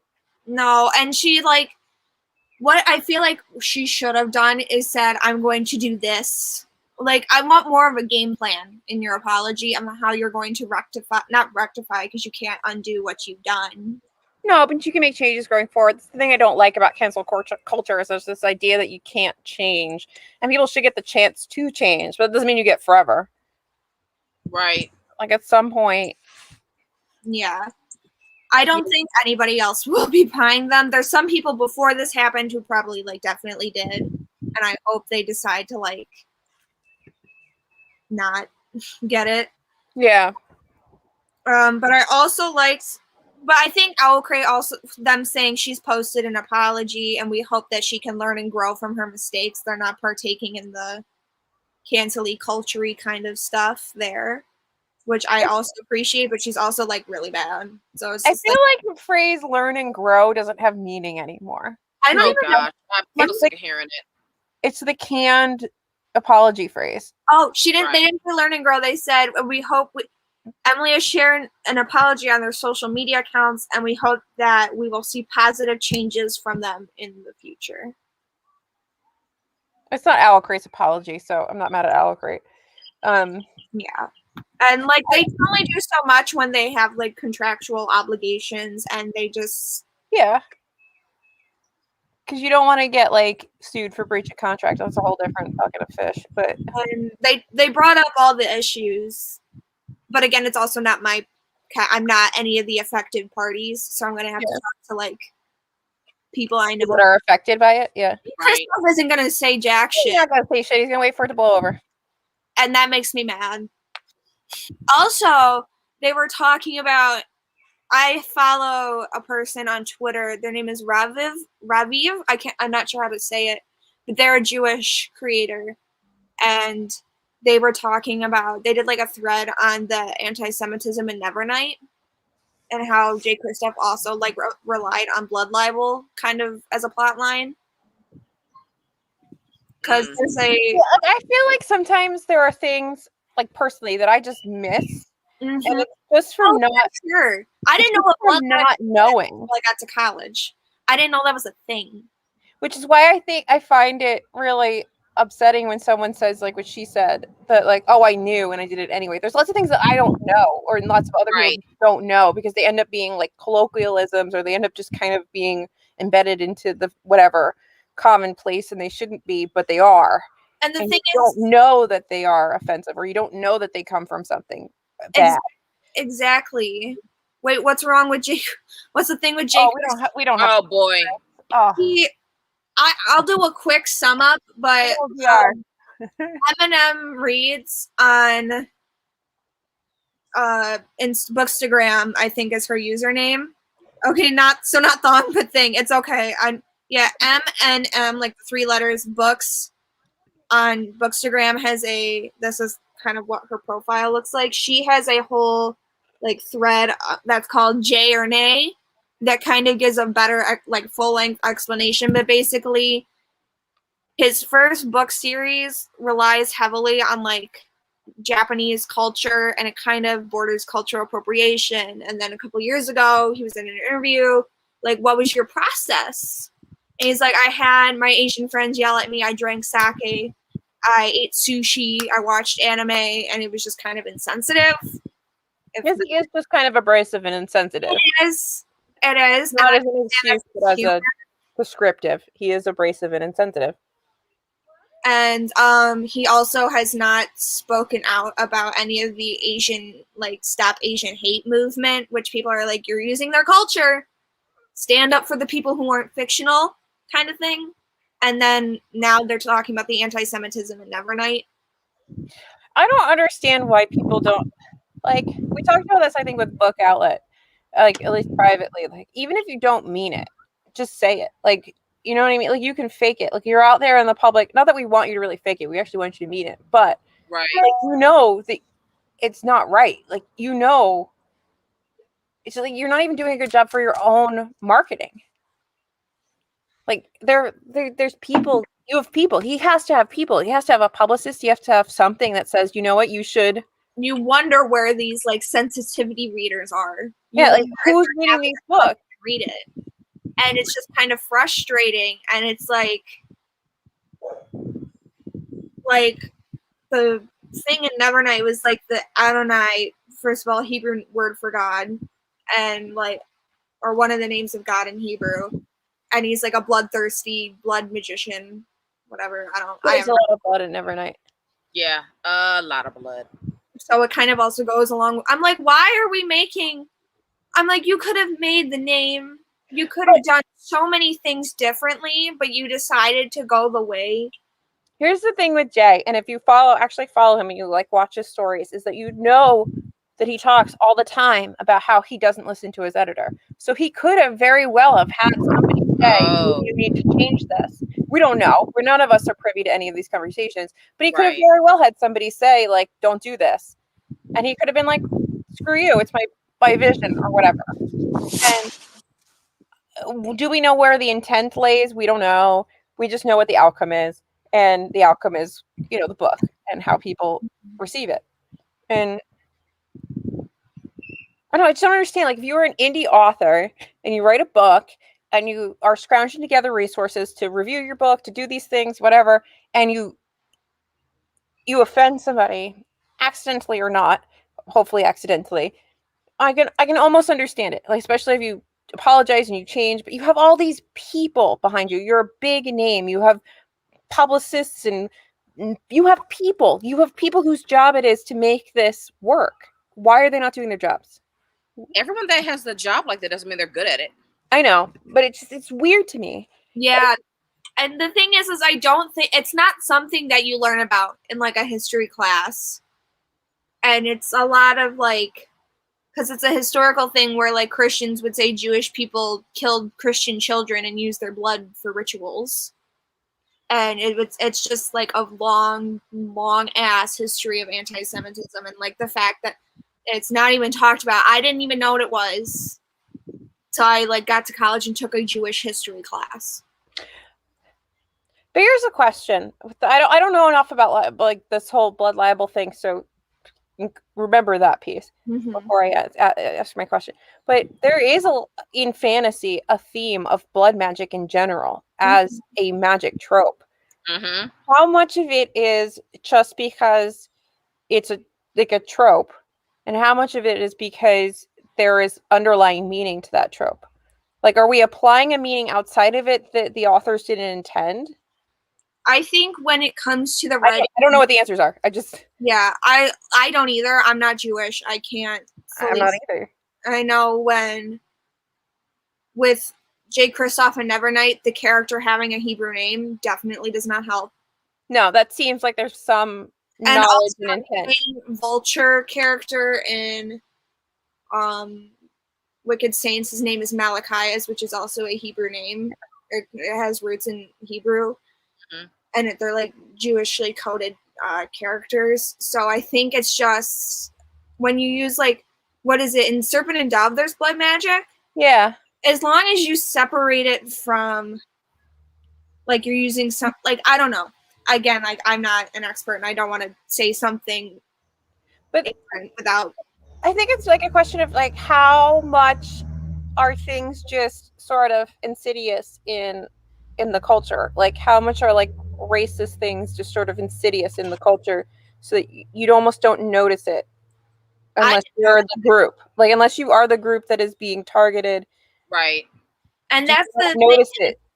This stuff it's in books and you don't realize it, and it's like perpetuated, and it's like when I read that and explained it to me how it was in Wicked Saints, I felt so icky. I was like, how did I not see that? But like that's the point of a sensitivity reader, right? Like that's their point, is to see the things that like maybe I won't see or you won't see, but somebody else would see because they're sensitive to that statement, or they're it's against them. So where are those people? Where are the sensitivity readers reading these big name people? You know, that's such a good question. Also, just to let y'all know, a dark ass storm cloud just popped over my house. It's about to go down. It's about to go down. But I don't know. It's just it's gross. But then they showed that somebody showed that message that they received from a publicist. I think the Jay or Nay thing lady, that was the rejection letter to an Asian author saying that like, or because they didn't want to publish their fantasy because X, Y, and Z, and it was set in Asia, like had an Asian setting, and like people YA readers wouldn't like to read that or something like that. Meanwhile, they have you have all these other books that are set in Asia. And we don't know. I don't know anymore. That's taken out of context. You don't know when that was said. Was it before you had things that were whatever? There's trends in publishing, yada yada. We don't know all of the extraneous, but it's like publishing is liable here too. You have authors that are writing things that are questionable. You have industry that's not vetting things properly. Right. It's a lot of it is a big publishing issue too, along with the authors kind of like. But the authors ultimately get hung out to dry, I think, is the thing that's upsetting to me in the middle ground, is that if the authors legitimately don't have an intent, and I'm not saying that this lady didn't have the intent, I don't know anything, but if an author legitimately didn't have the intent to offend somebody, and they offend somebody, but they got through all the whole process with the publisher, and the publisher was like, yeah, it's cool. Isn't it the publisher's job to make sure that what they put out is appropriate? And then why does the publisher sort of get to hide behind the author and let the author be the shield? You understand what I'm saying? Like, yes, the authors are responsible. It's their words and it's their work, but the publishers need to get more heat because they are part of allowing it to be produced. Yes, they're part of this too. And I feel like ultimately it just all ends up on the author, and we need to shift some of it a little bit more towards the publishers too. Like it needs to be equally pushing them, because it's not just the author. There's two groups involved here. Somebody wrote that, the author and the editor. Somebody said it was okay to publish this, and somebody wrote this. It's not just the author. There's another piece to the puzzle that should be getting dragged too. Drag them. I'm looking at Wednesday Books' account. See, I'm wondering what the levels. I wonder what the approval levels are in the entire structure. Right, you've got the author. The author sends, the editor the book. The editor goes over the book. The editor provides feedback to the author. If the author says, "I hear what you're saying, however, I still want to do it my way," does the editor then just cave and say okay? Or should there be another level in between where the editor goes and says, "Hey, this is what I found in said book. This is why I think it should not be in said book. The author does not agree with me. Now what?" Like there's another level of approval that seems to be missing. Yeah. Also, so I'm on Wednesday Books account, and they have one Wicked Saints stacked picture. I'm sorry, there's a lot of thunder. And all the comments are from 3 to 4 weeks ago, and there's one saying, "Will you be addressing the racism, anti-Semitism, and bullying of this author?"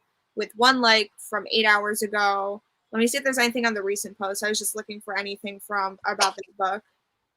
Oh, somebody an hour ago, "Hey guys, it's been a few days. Are you going to say something about Emily Duncan's books?" So there are people kind of going asking. I feel like the publishers they pussy out and hide behind the authors and let the authors take all the heat. And they shouldn't. I think the publishers definitely should have some form of retribution because they're allowing the book to get produced, and I feel like there should be that level. There should be another level of the publisher getting involved and saying, "Are we sure this is something we want to put out?" Yeah. I also Ginny's one comment. They might use it as a way of bashing their culture, being an atheist. I think that's interesting about why they're using kind of when, but it's also you don't. I don't know. I just find the comment interesting. Yeah, I feel like the climate has definitely has been changing for a long time, and we're definitely all no, we're not taking it anymore. Mm-hmm. And it's not just about the authors. The industry has to change because if the industry keeps allowing it to go out, you're not having moments like this. You're not changing anything. Right.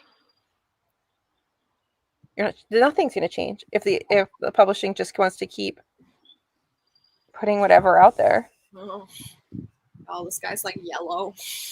It's yellow? A little bit. Not gonna lie. Yeah, it got super dark in your room. Yeah, dude. I need to turn on the light. I just feel like if I was an author and I was getting dragged on Twitter for my own nonsense and the other people involved in producing that book were not getting any shit, I would be like, "Excuse me, sir. I think also I didn't do this by myself." With this particular situation, she's also just done a lot of stuff outside of the book. Yeah, she's dug her own hole. She's not been very why are you bullying people? I don't understand that.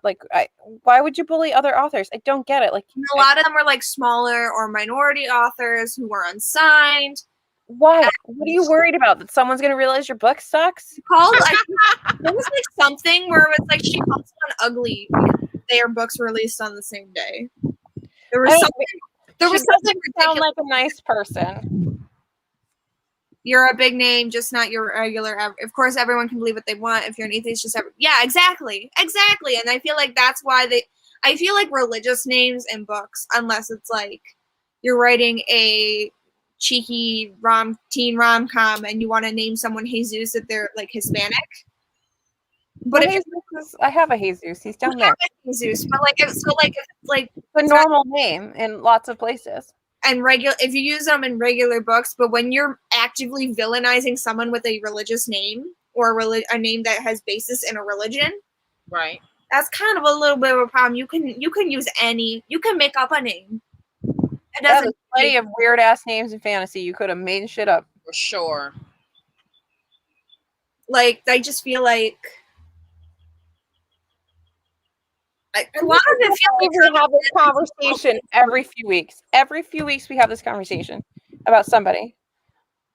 Which means it's publishing. Publishing is allowing it to happen. There's only 3 publishing houses, and there's soon to be probably 2. You somebody is allowing all this stuff to go out. Yeah. Contracting these so publishers can hide stuff. Yep. Mm-hmm. You gotta love the legal crap. But like, there's plenty of horribly like problematic things that get self-published. Because like that stupid book I accidentally signed up for, I agreed to do a book tour on and thankfully never did. Like, woe is me. I should have like bad on me. I mean, I should have researched it better. Thank God I never posted about it because I would have been appalled if I found out later that what it was about. But yeah, okay. So you go out and you do it all yourself. You get a Christian publisher and it allows you to talk about whatever that I find offensive. But like, you have like Penguin or whoever publishing all this stuff, and they just keep doing it. Every week we have this conversation about somebody. Since it's insidious. Not to keep beating that word down, but Sorry, this guy's it's not fair. People are support. One of the reasons I don't use Macmillan from. Oh yeah, she has book boxes. She makes book boxes. Oh, I didn't know that. I followed them both. I think recently. One of the reasons I don't use Macmillan for my book box. What a baby! I don't know what Macmillan does. Not even Tor. Tor's under Macmillan. I love Tor. I feel like there's different like. I don't know, but I think it's a really hard thing to navigate and make perfect. Like, we're not going to be perfect. We're going to pick problematic people. We're all going to do that. And there has to be some level of forgiveness, which is why sometimes book Twitter makes me nervous because book Twitter is a scary place when you're wrong. Twitter period is a scary place when you cross it. And yeah. Also, if you guys wanted, people are going to screw up. But if you keep screwing up, if you keep supporting things, if you refuse, like if I stood up here and I was like, I love J.K. Rowling, I don't care what you say, you should crucify me. You should. She's awful. She died on that hill. Like, right. No. But if I had no idea about that, I picked up Harry Potter for the first time and I was like, hey guys, this is kind of good. Right. And then you tell me about it. That's different. Like, people are going to make mistakes. People are going to pick things up and enjoy them because the art and the artist are different people, but sometimes you can't separate them. Right. Especially when they can't stop talking like JK.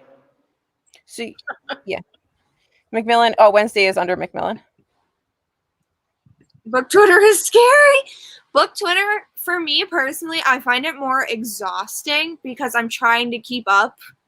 I don't try to keep up things. What I was trying to keep up the other day because I wanted to be informed on the whole Emily Duncan thing because I know people like she's had issues in the past. So I was like, oh, what's going on? I want to make sure What was that? I don't know. Was not on my motorcycles. End. Oh, I have a hurricane. It's actually quite a few Harleys in this neighborhood. Apparently there's also a very scary side to book talk, and I luckily have not encountered it yet. But I'm a little nervous for the day I do. I think there's a scary side to all social media platforms. You just have to like get on the wrong side of the scary side and come to you. Also, Ginny's box is totally booked crate. That's a YA box. So like, here's a little one. Booked. Okay. Totally booked crate, and she has a romance one called My Guilty Pleasures Book Crate.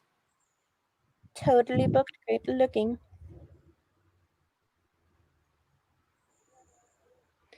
I don't know. I think that you really won't get any change until the people that are actually putting these out and making these contracts and buying these books make a change. Here's the other one. Yeah. Yeah. No problem, Queen. I want to get one when I get like a second job. They're really pretty. I know, right? First of all, she like mentioned something in our Discord. I'm like, wait a second, you. Oh fuck! What? My window's open and a hurricane opened on my house. Oh well. I don't know. Publishing has to change ultimately because if they don't buy the books from the problematic authors, then they won't go out. But they buy the books from the problematic authors and then they go out into the public. Yeah. You got points. You got big points. But then when there's problems, they're like, you take the hit. Thanks. We also missed talking about how much we read. I just got into the Owl Crate stuff right away. So how much do you guys read? Well, I started Exciting Times, and I read 30 pages. I read a chapter and had some chorizo.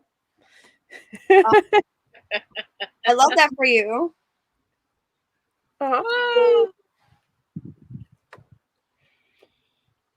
Exactly. You can't change things from...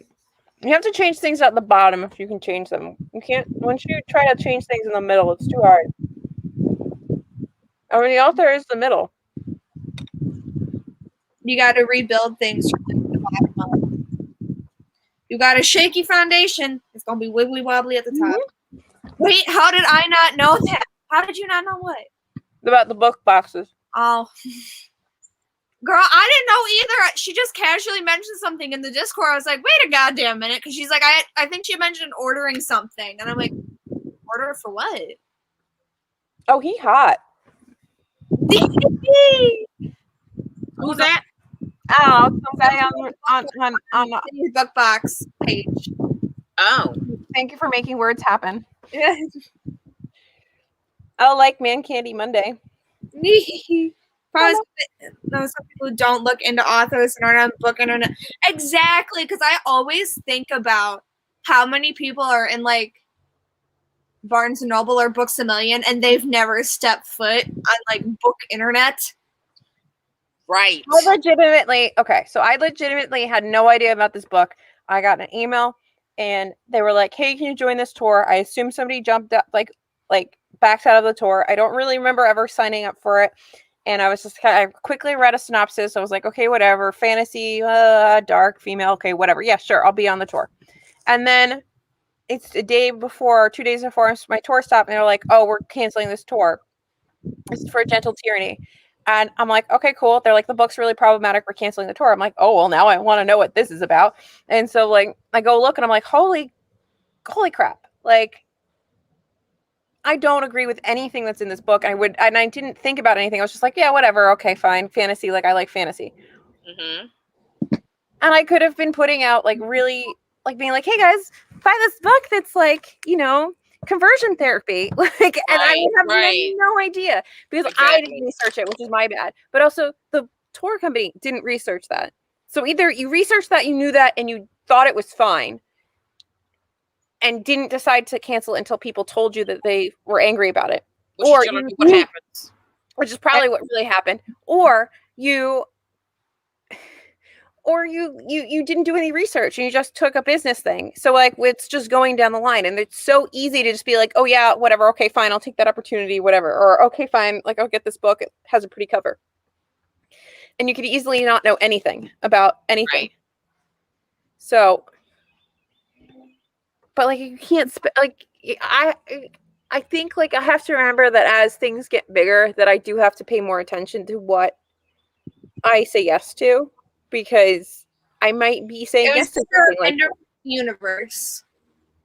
What did you say? You broke up. It's a reminder from the universe. Yeah, but like you have to actually, if you actually have a platform, you actually have to pay attention to what you say.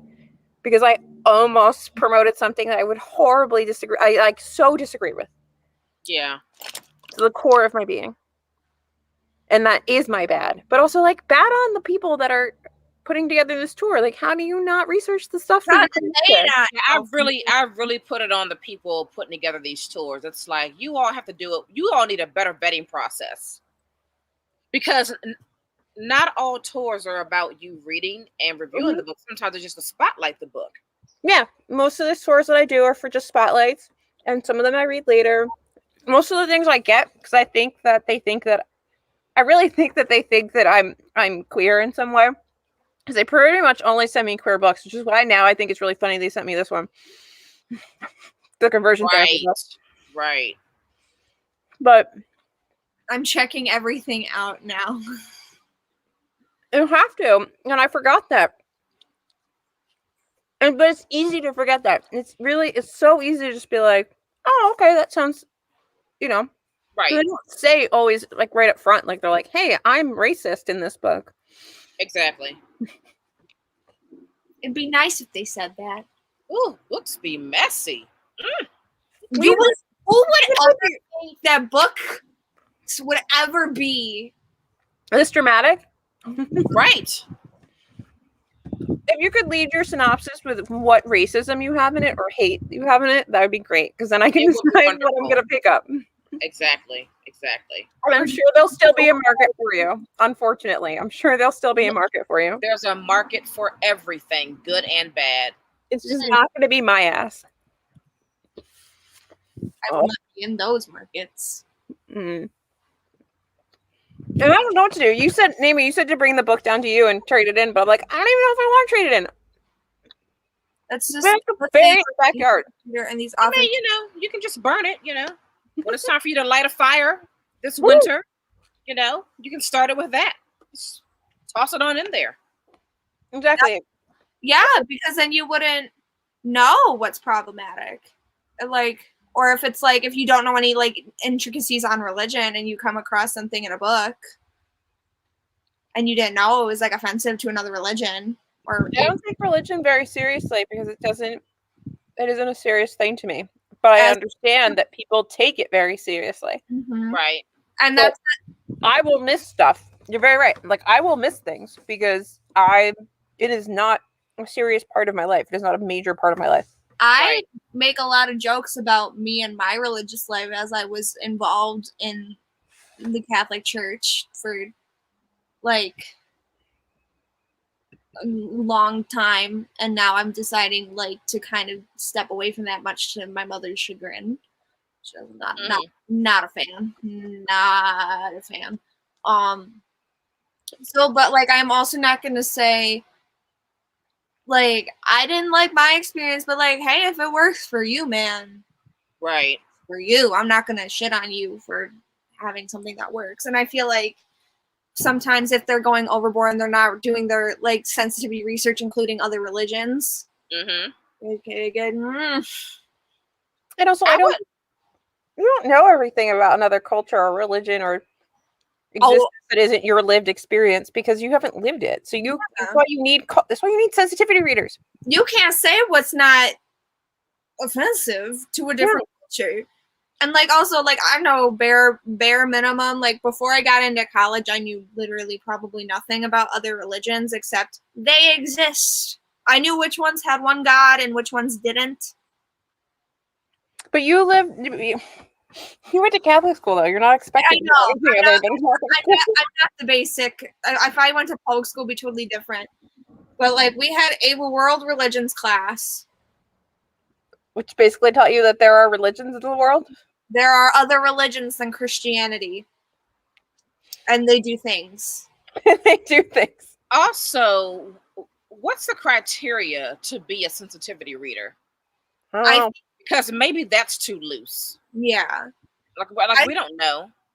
Is there a special association of sensitivity readers where they have to pass, certain tests? Probably not. There should that work. There should be. That could be a thing, Naomi. Maybe that TBR Lowdown. That's why I thought of that. Yeah, let's do a deep dive into how you become a sensitivity reader. Do I just say I'm a sensitivity reader? You just say I'm in the demographic that your book's talking about, so therefore I'm applying to be a sensitivity reader. I have no idea how that works. We need to interview some people in publishing to ask readers. No, I mean just people in publishing to ask some of these questions. I think if you are a part of a certain group or you've dealt with a certain thing, then you qualify. But also it's how do you find people? Do you just type on a little? This conversation is deep, man. It seems like a strange thing to do, though. Am I going to go up to Naomi and be like, "Hey, I have a black character. Can you read this?" It may be that simple. Is it an interaction? It may be.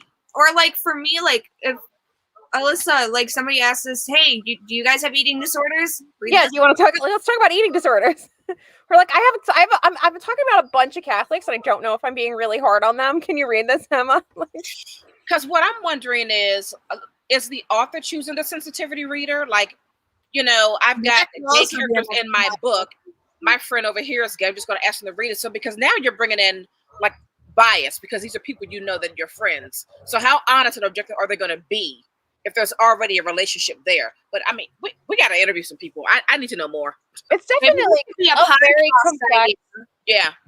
It's very it has to be very complex, because even if you have all these people, and even if they're the most ideal situation of how you choose them, ultimately, who makes the decision on what changes get incorporated and which ones don't? Because if it's the author at the end of the day who says, no, I will not make those changes, then it's gone through all these things, and if the system's perfect and the author says, no, I do want this anti-Semitic character in my book that doesn't necessarily need to be here for any point or any reason, it's not a book about Nazis, it's not anything, then I want this in here because I think this is fine. Then it's on the author, right? Right. But if it goes through this whole process and nobody says anything, then it's not 100% on the author. It's on the author, but it's also on the whole process, because the process is flawed. Right. Right. Sometimes we can't be deep. Yeah, exactly. And yeah. It's definitely not, but it's an interesting process to think about. Look, I don't know what it's like. Also, we've had so much range in today's sprints, and I just want We started in Den of Vipers, we're ending in this. I know. Welcome to TBR Lowdown. Oh, Lord. We are like 1,000 questions running around in my brain. That's kind of what I'm thinking, too. It's just, there's so much I feel like readers don't know about the whole. But then how many things get okayed because you're just too close to a project? And you don't even see it. Yeah. Or you just don't know. Yeah. We're my grandpa was outside surveying his castle. He was lounging on the deck furniture. Living his best life. That's hilarious. Hemi? Hemi could care less about being outside. Turbo loves it. As soon as you open the door and he can go hang out on the deck on his deck bed, he's happy. I didn't hear what dog you said, so I took a guess. No, it's Turbo. Hemi likes to just be inside sitting on me. But I'm up here, so he can't. Oh, I need to show you guys a picture of my dogs I took earlier. They fell asleep. We've been going for 3 hours. This is the longest we've ever done. Oh, wow. That's okay. I like this. I like reading sprints that go on really long, even though we've technically... And you don't read it all. Hey, we've read twice. Anybody watching can always mute us, or they can join the conversation. But look, my dogs fell asleep butt to butt. Oh, I love when they do stuff like that. Your dogs like each other, though. They like each other. I feel like I don't think they have thoughts about each other.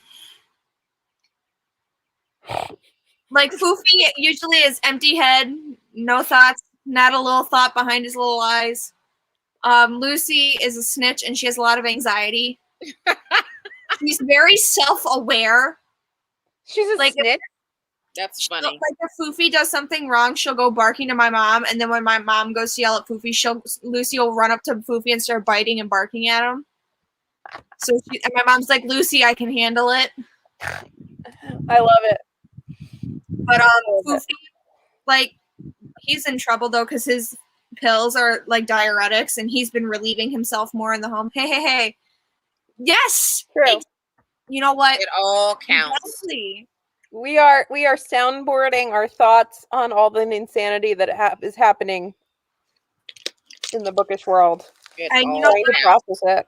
How do we keep ending up here? Is what I want to know. You know, going back here. What are your guys? The rain ended.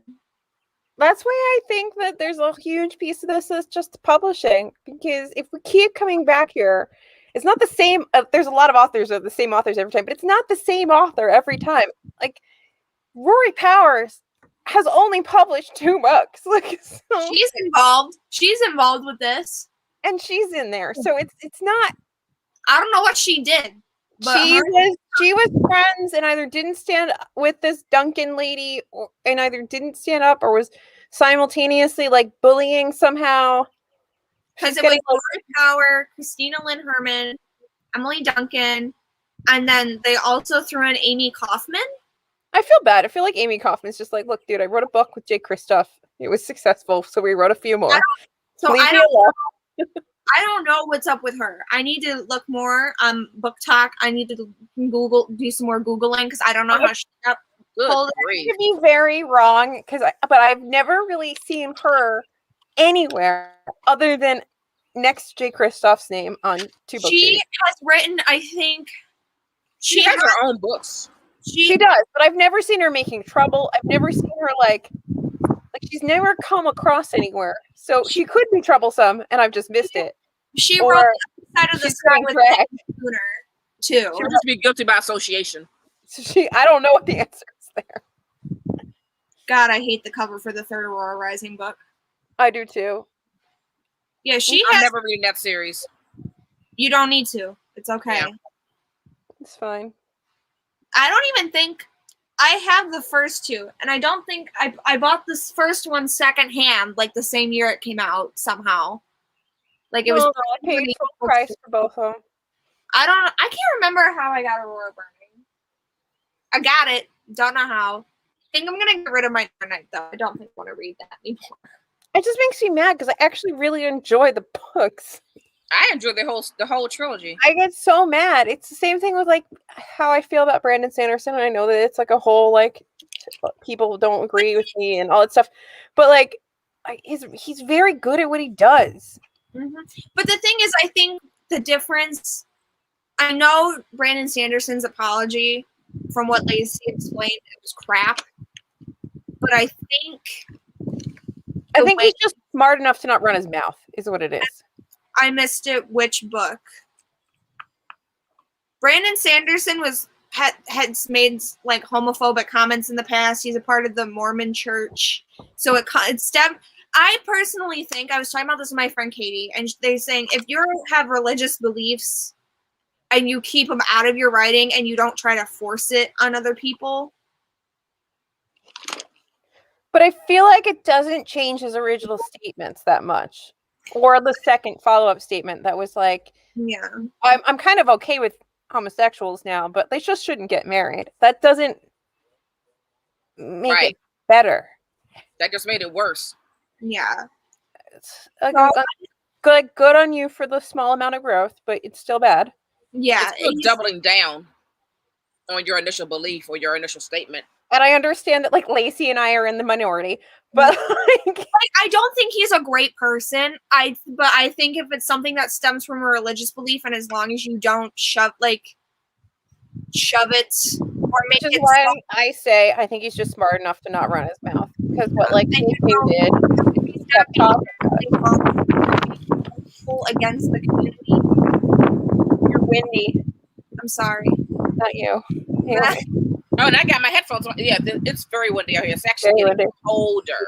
Yeah. I genuinely don't know what to think about the Brandon Sanderson situation because he's widely like accepted now. I feel find it weird that he's accepted. No one talks about it, but I also wonder if they don't talk about it for a reason or if they just don't know. White man. Period. It's weird because it's like John Green, and isn't John Green gay? No, or, I thought John Green was some sort of something. He might be, but I think he's married. John Green's married? Nothing. That means nothing. No, folks. Daniel Green. I mean, sorry, Daniel Green. Oh, dang it! The YouTuber. I don't know about John Green. Are you talking about the YouTuber? Yeah. I thought he had a girlfriend. I don't know who y'all talking about now. What about him? What are you gonna say about him? I thought he was. Hold on, I'm doing some Googling before I say something on a live stream that gets my ass in trouble. But I don't know, he's always wearing a rainbow watch, and I thought that Daniel Green. It's because I think he has 2 moms. Is that what it is? Yeah, it's something like that. I think he has 2 moms. And so he's very supportive of, the community. LGBTQ. Okay. Mm-hmm. So he also has like actual chats with Brandon Sanderson. Like he has a whole relationship with Brandon Sanderson. And that whole relationship makes me I don't understand. Like my brain can't reconcile And it's not it's not for me to be offended. So this isn't like my thing to carry a torch for, right? But like it makes me feel funky. Like it's something makes me feel icky about knowing that this very celebrated author has certain thoughts and feelings, and it's sort of okay somehow. It's sort of accepted. I looked up a Twitter thread because I was curious. This is from 2020. And someone said, okay, I need to believe what you want, but you have to be careful. Then again, I think people would counter that with the whole freedom of speech. Freedom of speech doesn't mean that you're free from repercussions, which is my thing that makes me the most annoyed when people cite that. Less you can say and think whatever you want, but it doesn't mean that what you say or what you think can't be held against you. Apparently, Starsight has 2 non-binary characters. No, I know he's been including more things in his writing, and he definitely is trying. Like it just seems like other people make mistakes, and it's like on blast. And he has said some truly, like his original statements are like truly hateful, and you have to dig on Tumblr to find them. But the thing is that so somebody's saying as like a fellow queer, I want to say that if you don't want to read Sanderson's fine stuff, don't feel pressured. I consider him a former homophobe who's gone through a huge transition, and somebody was like, I don't know about that, but I can't see the tweet. And she's like, oh God, I want the replies. Show me. You're right. I'll never consider him a true ally. He obviously still struggles with his religious beliefs, but he no longer includes truly problematic content in his books, which is better than a lot of other authors. He's definitely not the worst person out there. My biggest thing is like I just don't think enough people talk about it. And when they do, like they kind of get shut down by the community because they're like, oh no, but this. And it's like, no. Right. Like, I think this is like the wording that I've been kind of looking for. He's not a true ally, but he has made strides to. I mean, that's fine. We want people to make improvements. We want them to have some growth. But I see where Alyssa's coming from. It's annoying to see other people get dragged, but like he somehow skirts by, came out unscathed. Yeah. I feel like he should be a part of the discourse. I feel like it shouldn't be forgotten. I feel like it should be talked about. I feel like people should know that, so you can choose whether or not to make that decision. Like, am I going to buy your book? Do I support this? Right. And if you don't, then you don't. But I feel like you kind of have to dig for it a little. I didn't know he had 2 non-binary characters. That's interesting. Also, I love how I was called the Velma of the team. Yeah. Oh yeah, she is. She is. She finds all of our stuff.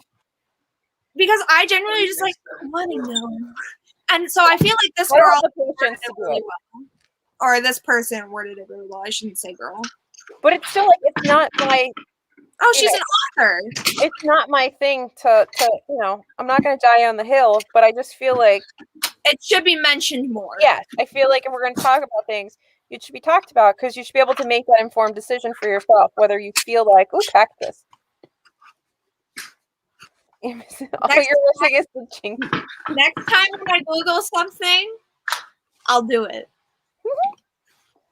What'd you get, Naomi? Naomi got a present. I bought a thing. I bought a thing. It's a small ring light and tripod for your phone. Oh, nice. We buy too many things. We do. Wait, I was supposed to get 2 books in the mail today from my federally funded book haul.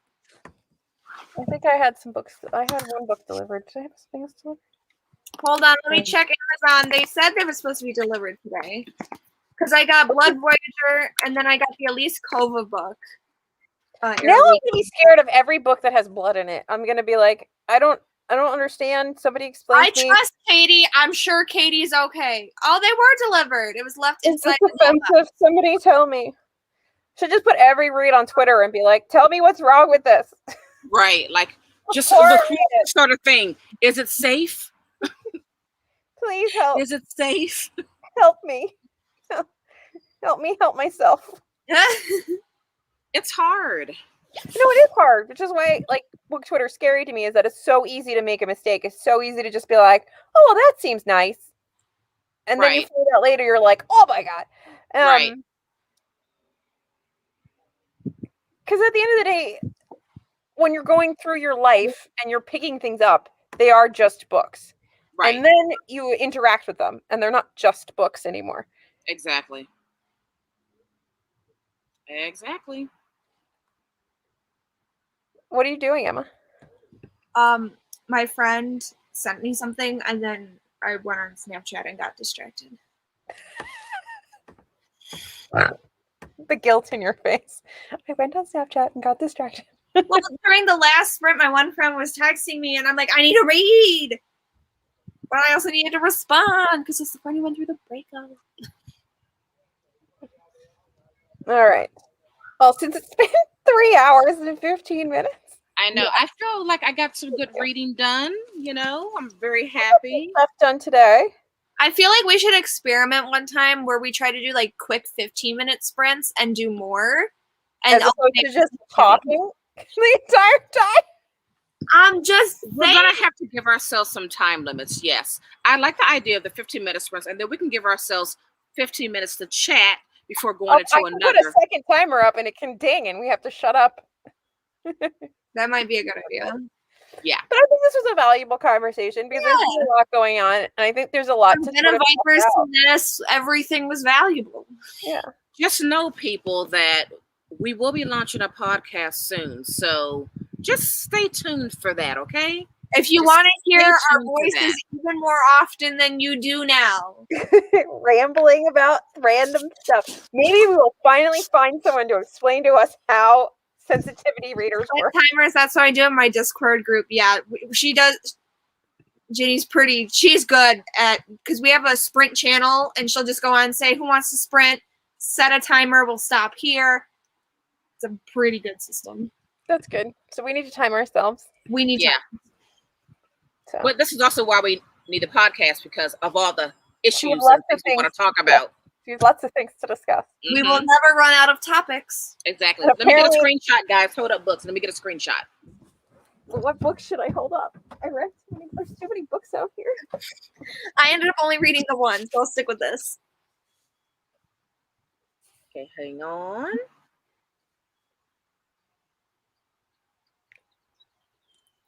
I don't know what she's doing.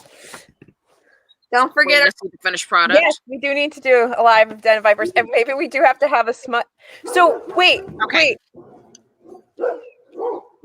dog. You might see the same thing. The dog saw a dog. Should we read should we all wait to get to the last 10 chapters? Yeah. Oh, and we all finish it on live? Yes, we should all finish them and then go on. Put Jenny in charge and get used to not talk. Jenny's just say, shut up. It's time to read. We're very bad at self-regulating.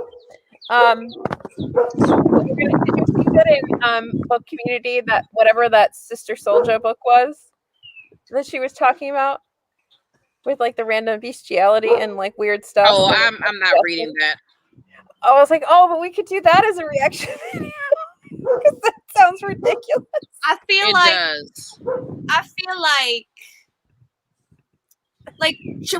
like we should finish save the last 10 chapters for the reaction live. Girl, you're alone with Vipers. That's all right. She's not alone. She's got us. I feel so if we all read the last 10 chapters on a live, how would we do that? That way we can see our immediate reactions. We could do that. Shadow and Bone. You know what? That's just as addictive, in my opinion. It's very addictive in a very different way. Have you ladies read Desperate Measures? No, but we can. I don't know what that is, but what is that? That sounds terrible. What is it? We would like all the terrible books, please. It makes me think is it a Katie Roberts book? That's one that she has Disney TBR Lowdown Terrible Books Hour. Right. Roberts Terrible Tuesdays. She's another indie author. We read terrible books, but we love them. No, her name is, I believe it's Katie Roberts.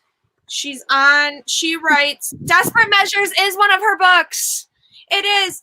So Desperate Measures, I believe it's her Wicked Villains book one. Smutty Disney book, and it's usually the heroine with the villain. smutty Oh. Disney book? It's about Jafar and Jasmine. Interesting. Okay. With the sprint, you can do that. We'll see.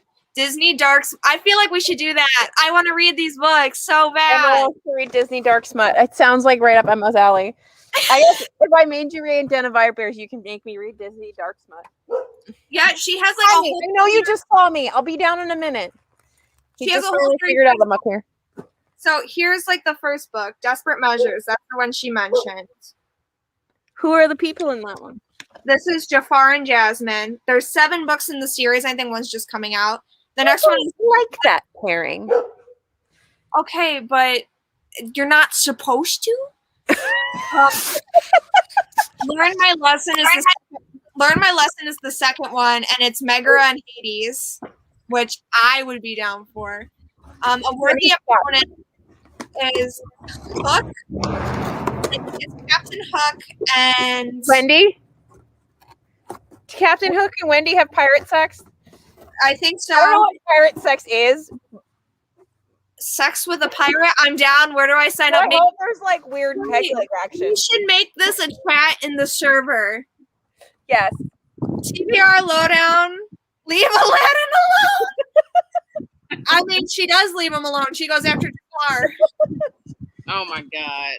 Guys, okay, so I'm gonna make a little channel in the TBR Lowdown for TBR Smut Lowdown.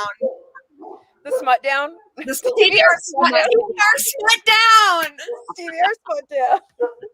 And we can plan that. I'll send my link to my other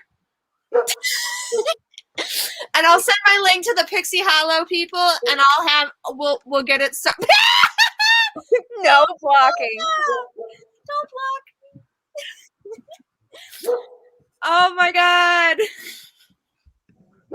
No, so this is like Hook and Wendy, Jasmine and Jafar, Hades and Meg, the Beast. Can you stop? Wait, you guys, we do have a Discord. That's what got me back onto Discord. And that's how I found you guys, because I got on the Discord again. I mean, you can't do anything. You're old and half crippled. Stop barking. Oh, the Sea Witch, I think, is a sapphic one. I think it's Ursula. Yeah. And wait, no, I did it. Maybe I lied. There's one that's sapphic. I can't remember which one it is. There's also a short story.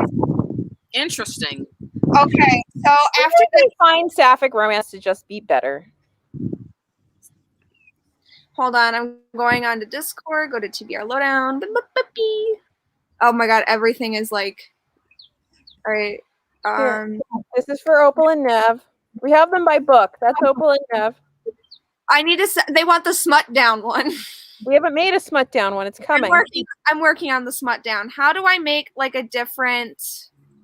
Hold on. You work the Discord. I work the YouTubes. Why don't you just put them in the announcements one, and that way we could just put it in there once we create the smut one. Okay. Wait, do Ursula and Ariel have a sapphic thing? I don't know. I think there's one that's sapphic. Okay, so let me get the announcements. Create invite for the announcements. Copy. Oh, Aurora and Maleficent would be good too. That's the one. I think there is one. Okay. Boppity boopy. I'll put it in media share. Boopity boppity boo.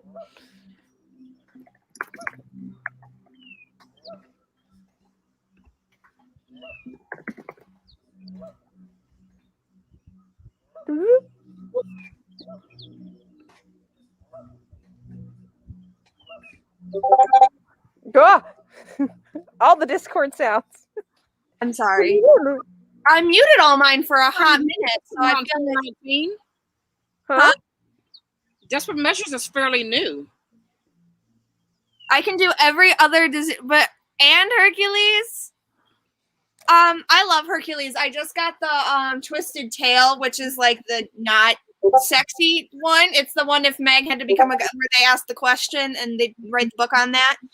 But I kind of want to see a Hades and Megara one. Like, part of me just wants that. Like, if they can do her sass well, like, I would love that. All right, close that because I feel like that's fitting. Okay, so I don't want to do it. I want to do 100%, Sylvia. I'm with you. I would read that in a second. What is she making? Aurora and Maleficent. Oh, I feel like there is one that's like sapphic, but I can't remember. I'll create channel. I'm dumb. This I is want to read this. You'll read this? I want to read this. That's the Desperate Measure? Yep. I'll look it up. It sounds like it's going to be a hot mess of a good time. We like hot wax. Oh, this is our. I'm getting into a new thing now. We're getting you. You've moved on from cowboys. I Hamilton. There's a thing where I'm making an NSFW channel, so the making yes, smart, wicked smart. It's a good idea. Okay, I'm adding this to my want to read so I don't forget it. The Desperate Measures. I'll throw it on the spreadsheet too. I'm gonna make a new shelf. TBR Smut Down. Yeah. It's a shelf now. All right, so here, can I move it? Okay, so I'm gonna move it right there. Wait, no, back. I didn't mean to do that. I don't know what you're doing. I'm not watching. I don't want to watch. I'm not looking. I don't want to sync it. I want to just move it so it's like its own thing. Wait, I think I need to make a create category. What does Goodreads suggest with Den of Vipers though? That's my thought right now. Hold on. While you're doing this, let's see what other gems we can find in this. All right, and now create invite, copy. This link expires in 7 days. Reverse harem badass heroines only is a section on Goodreads. Yes.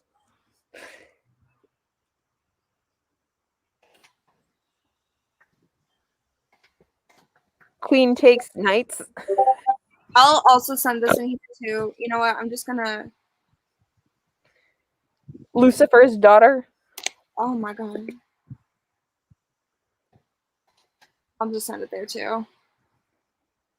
Create a category. Yeah. Alice's Adventures in Underland. I wasn't looking at any of the comments, so I was like on a completely different page. Okay, so I put TBR Smut Down in. If I go to the TBR Smut Down. So we can like plan out like books in advance. Hot Mess Shenanigans. That is my Wait a minute. You guys gotta check out this Hellhound's Harem. No, wait. Alice's Adventures in Underland. Come on. Oh, this is crazy. We're entering a new. All right, so I'm gonna go back on Amazon real quick. Go to the Katie Roberts books.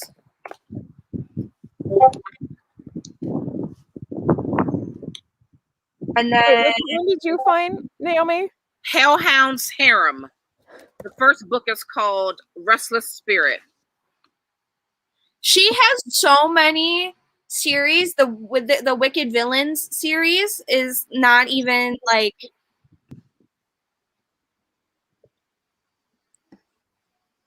Dark spirits have haunted her. Enter Jack with his killer smile and wicked sharp blades. I love it. Let's do it. Or the Disney smut. So we can come up with like a we can come up with a schedule maybe. When we've planned on, we can share. Oh, do we want to share our Den of Vipers schedule in the smut down? Sure. Okay. This turned in from reading sprints to planning sprints.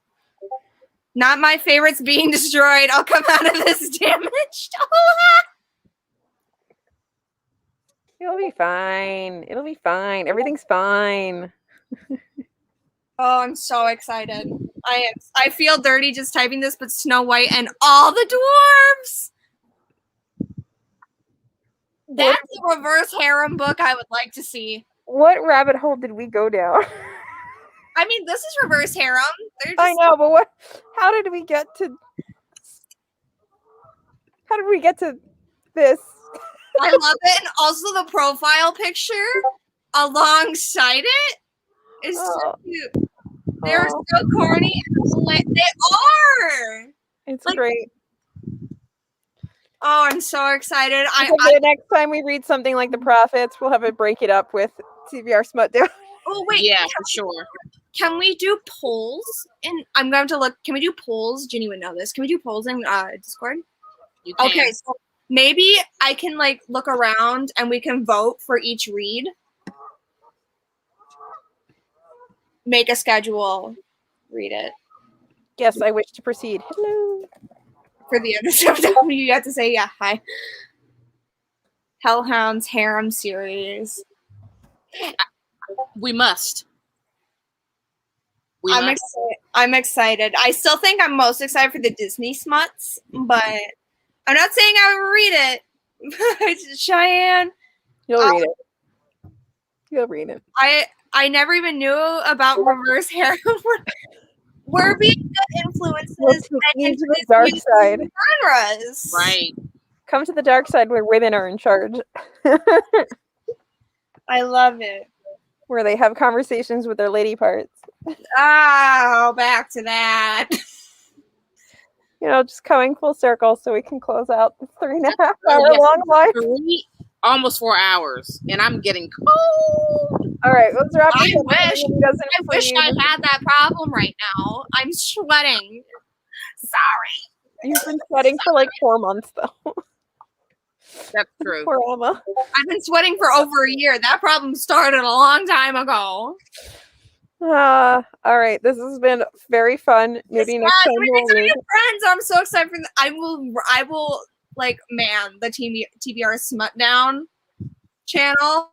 Yes. I'm going to dinner excited. I have my bags packed. Yes, come to the dark side with us. Excited. This is going to be so fun. Okay. This pretty much started as a very like educational and higher brow endeavor. We have range. Balance. We need to balance. Everything in life is about balance. Where would we be? Bye, Sammy. I'm so there. Oh my god. Wait, can you share the Smutdown link before we leave in the chat so people who are not in my other Discord can get it? Yeah, not everybody came from the other Discord. Oh wait.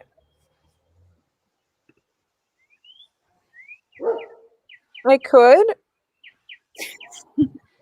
edit invite link. Never. I would do it.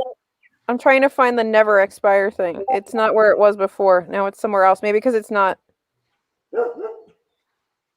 I think it has to expire because it's like.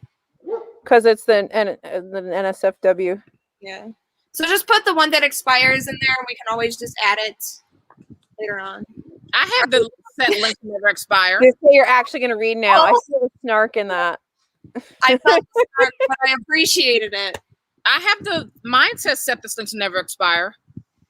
I think I don't know. It's there. It's there. The screen looks different. Like normally there's a click button. I don't know. It's fine. We're good. I think we're good to end. All right. I will be fiddling with the TBR Smutdown. I love it. All right. Bye.